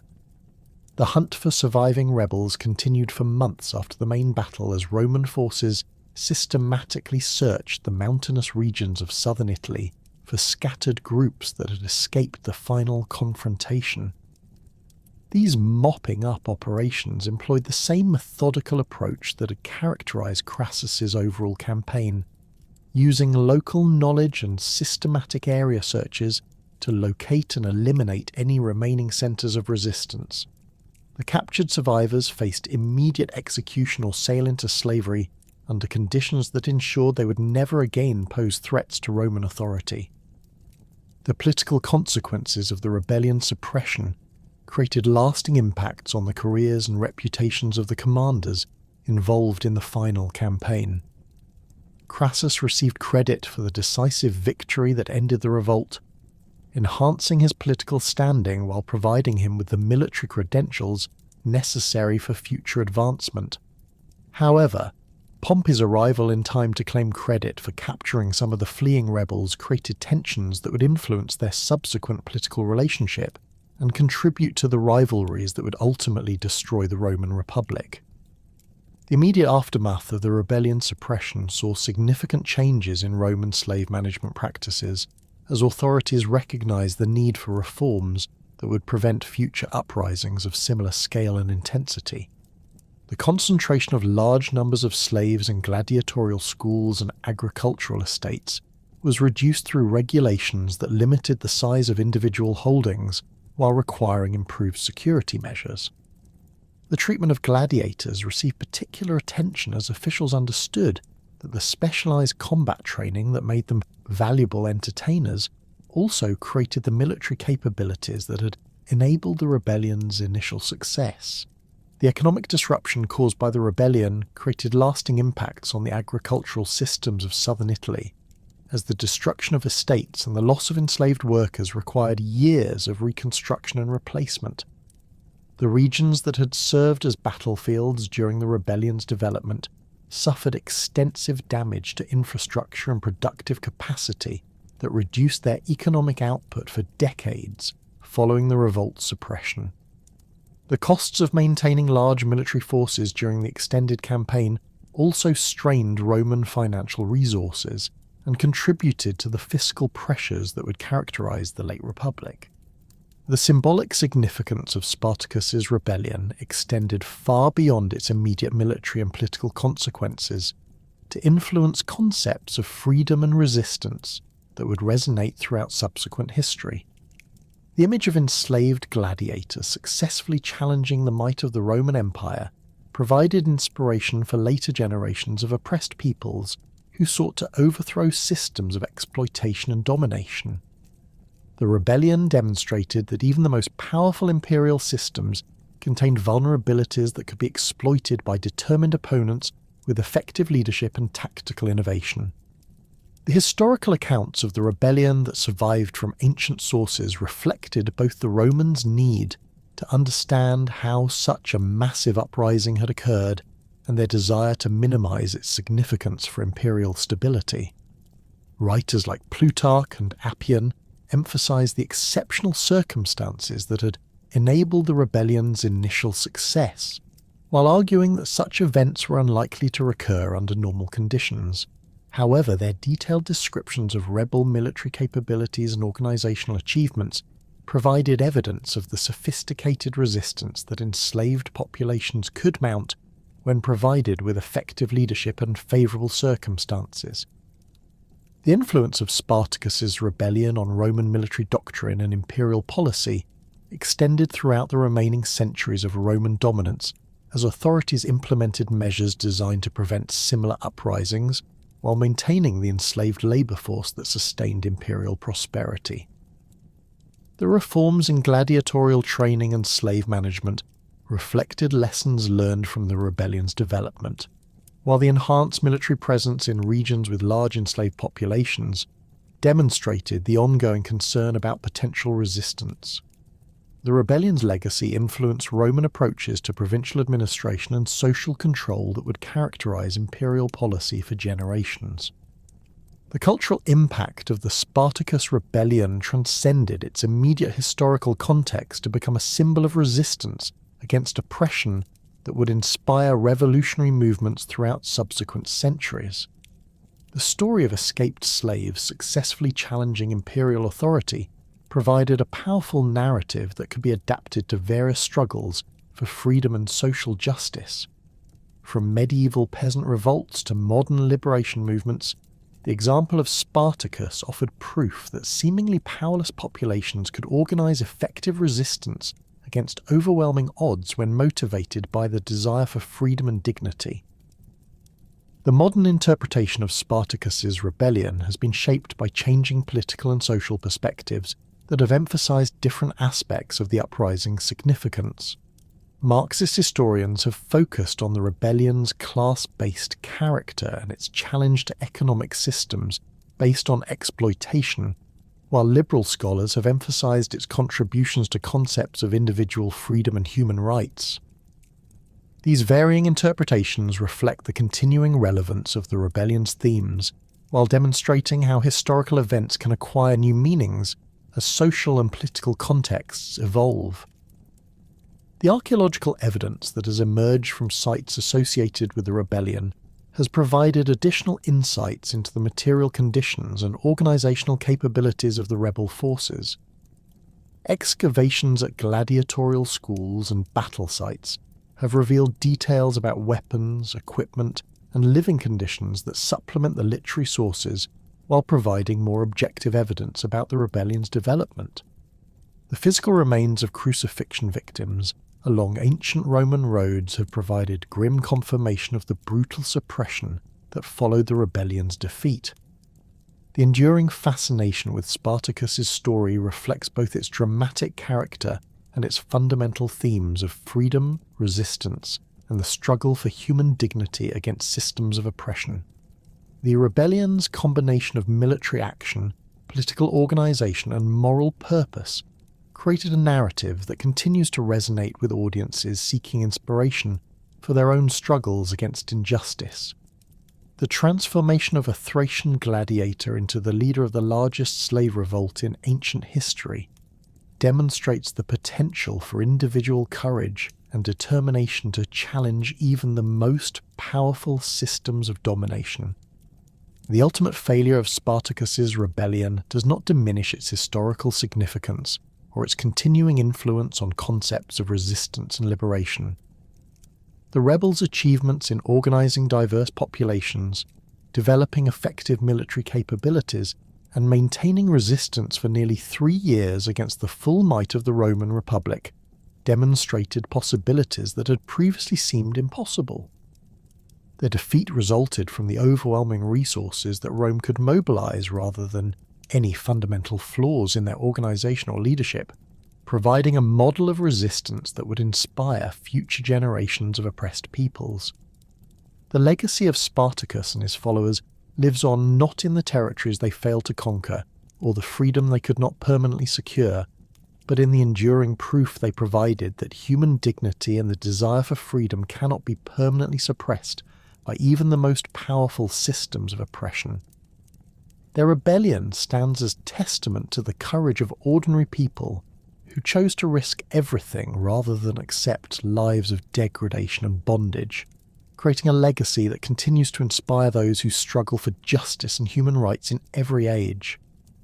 The gladiator who broke his chains in a school at Capua had indeed achieved a form of immortality, not through military victory, but through the eternal power of his example to inspire hope in the hearts of the oppressed.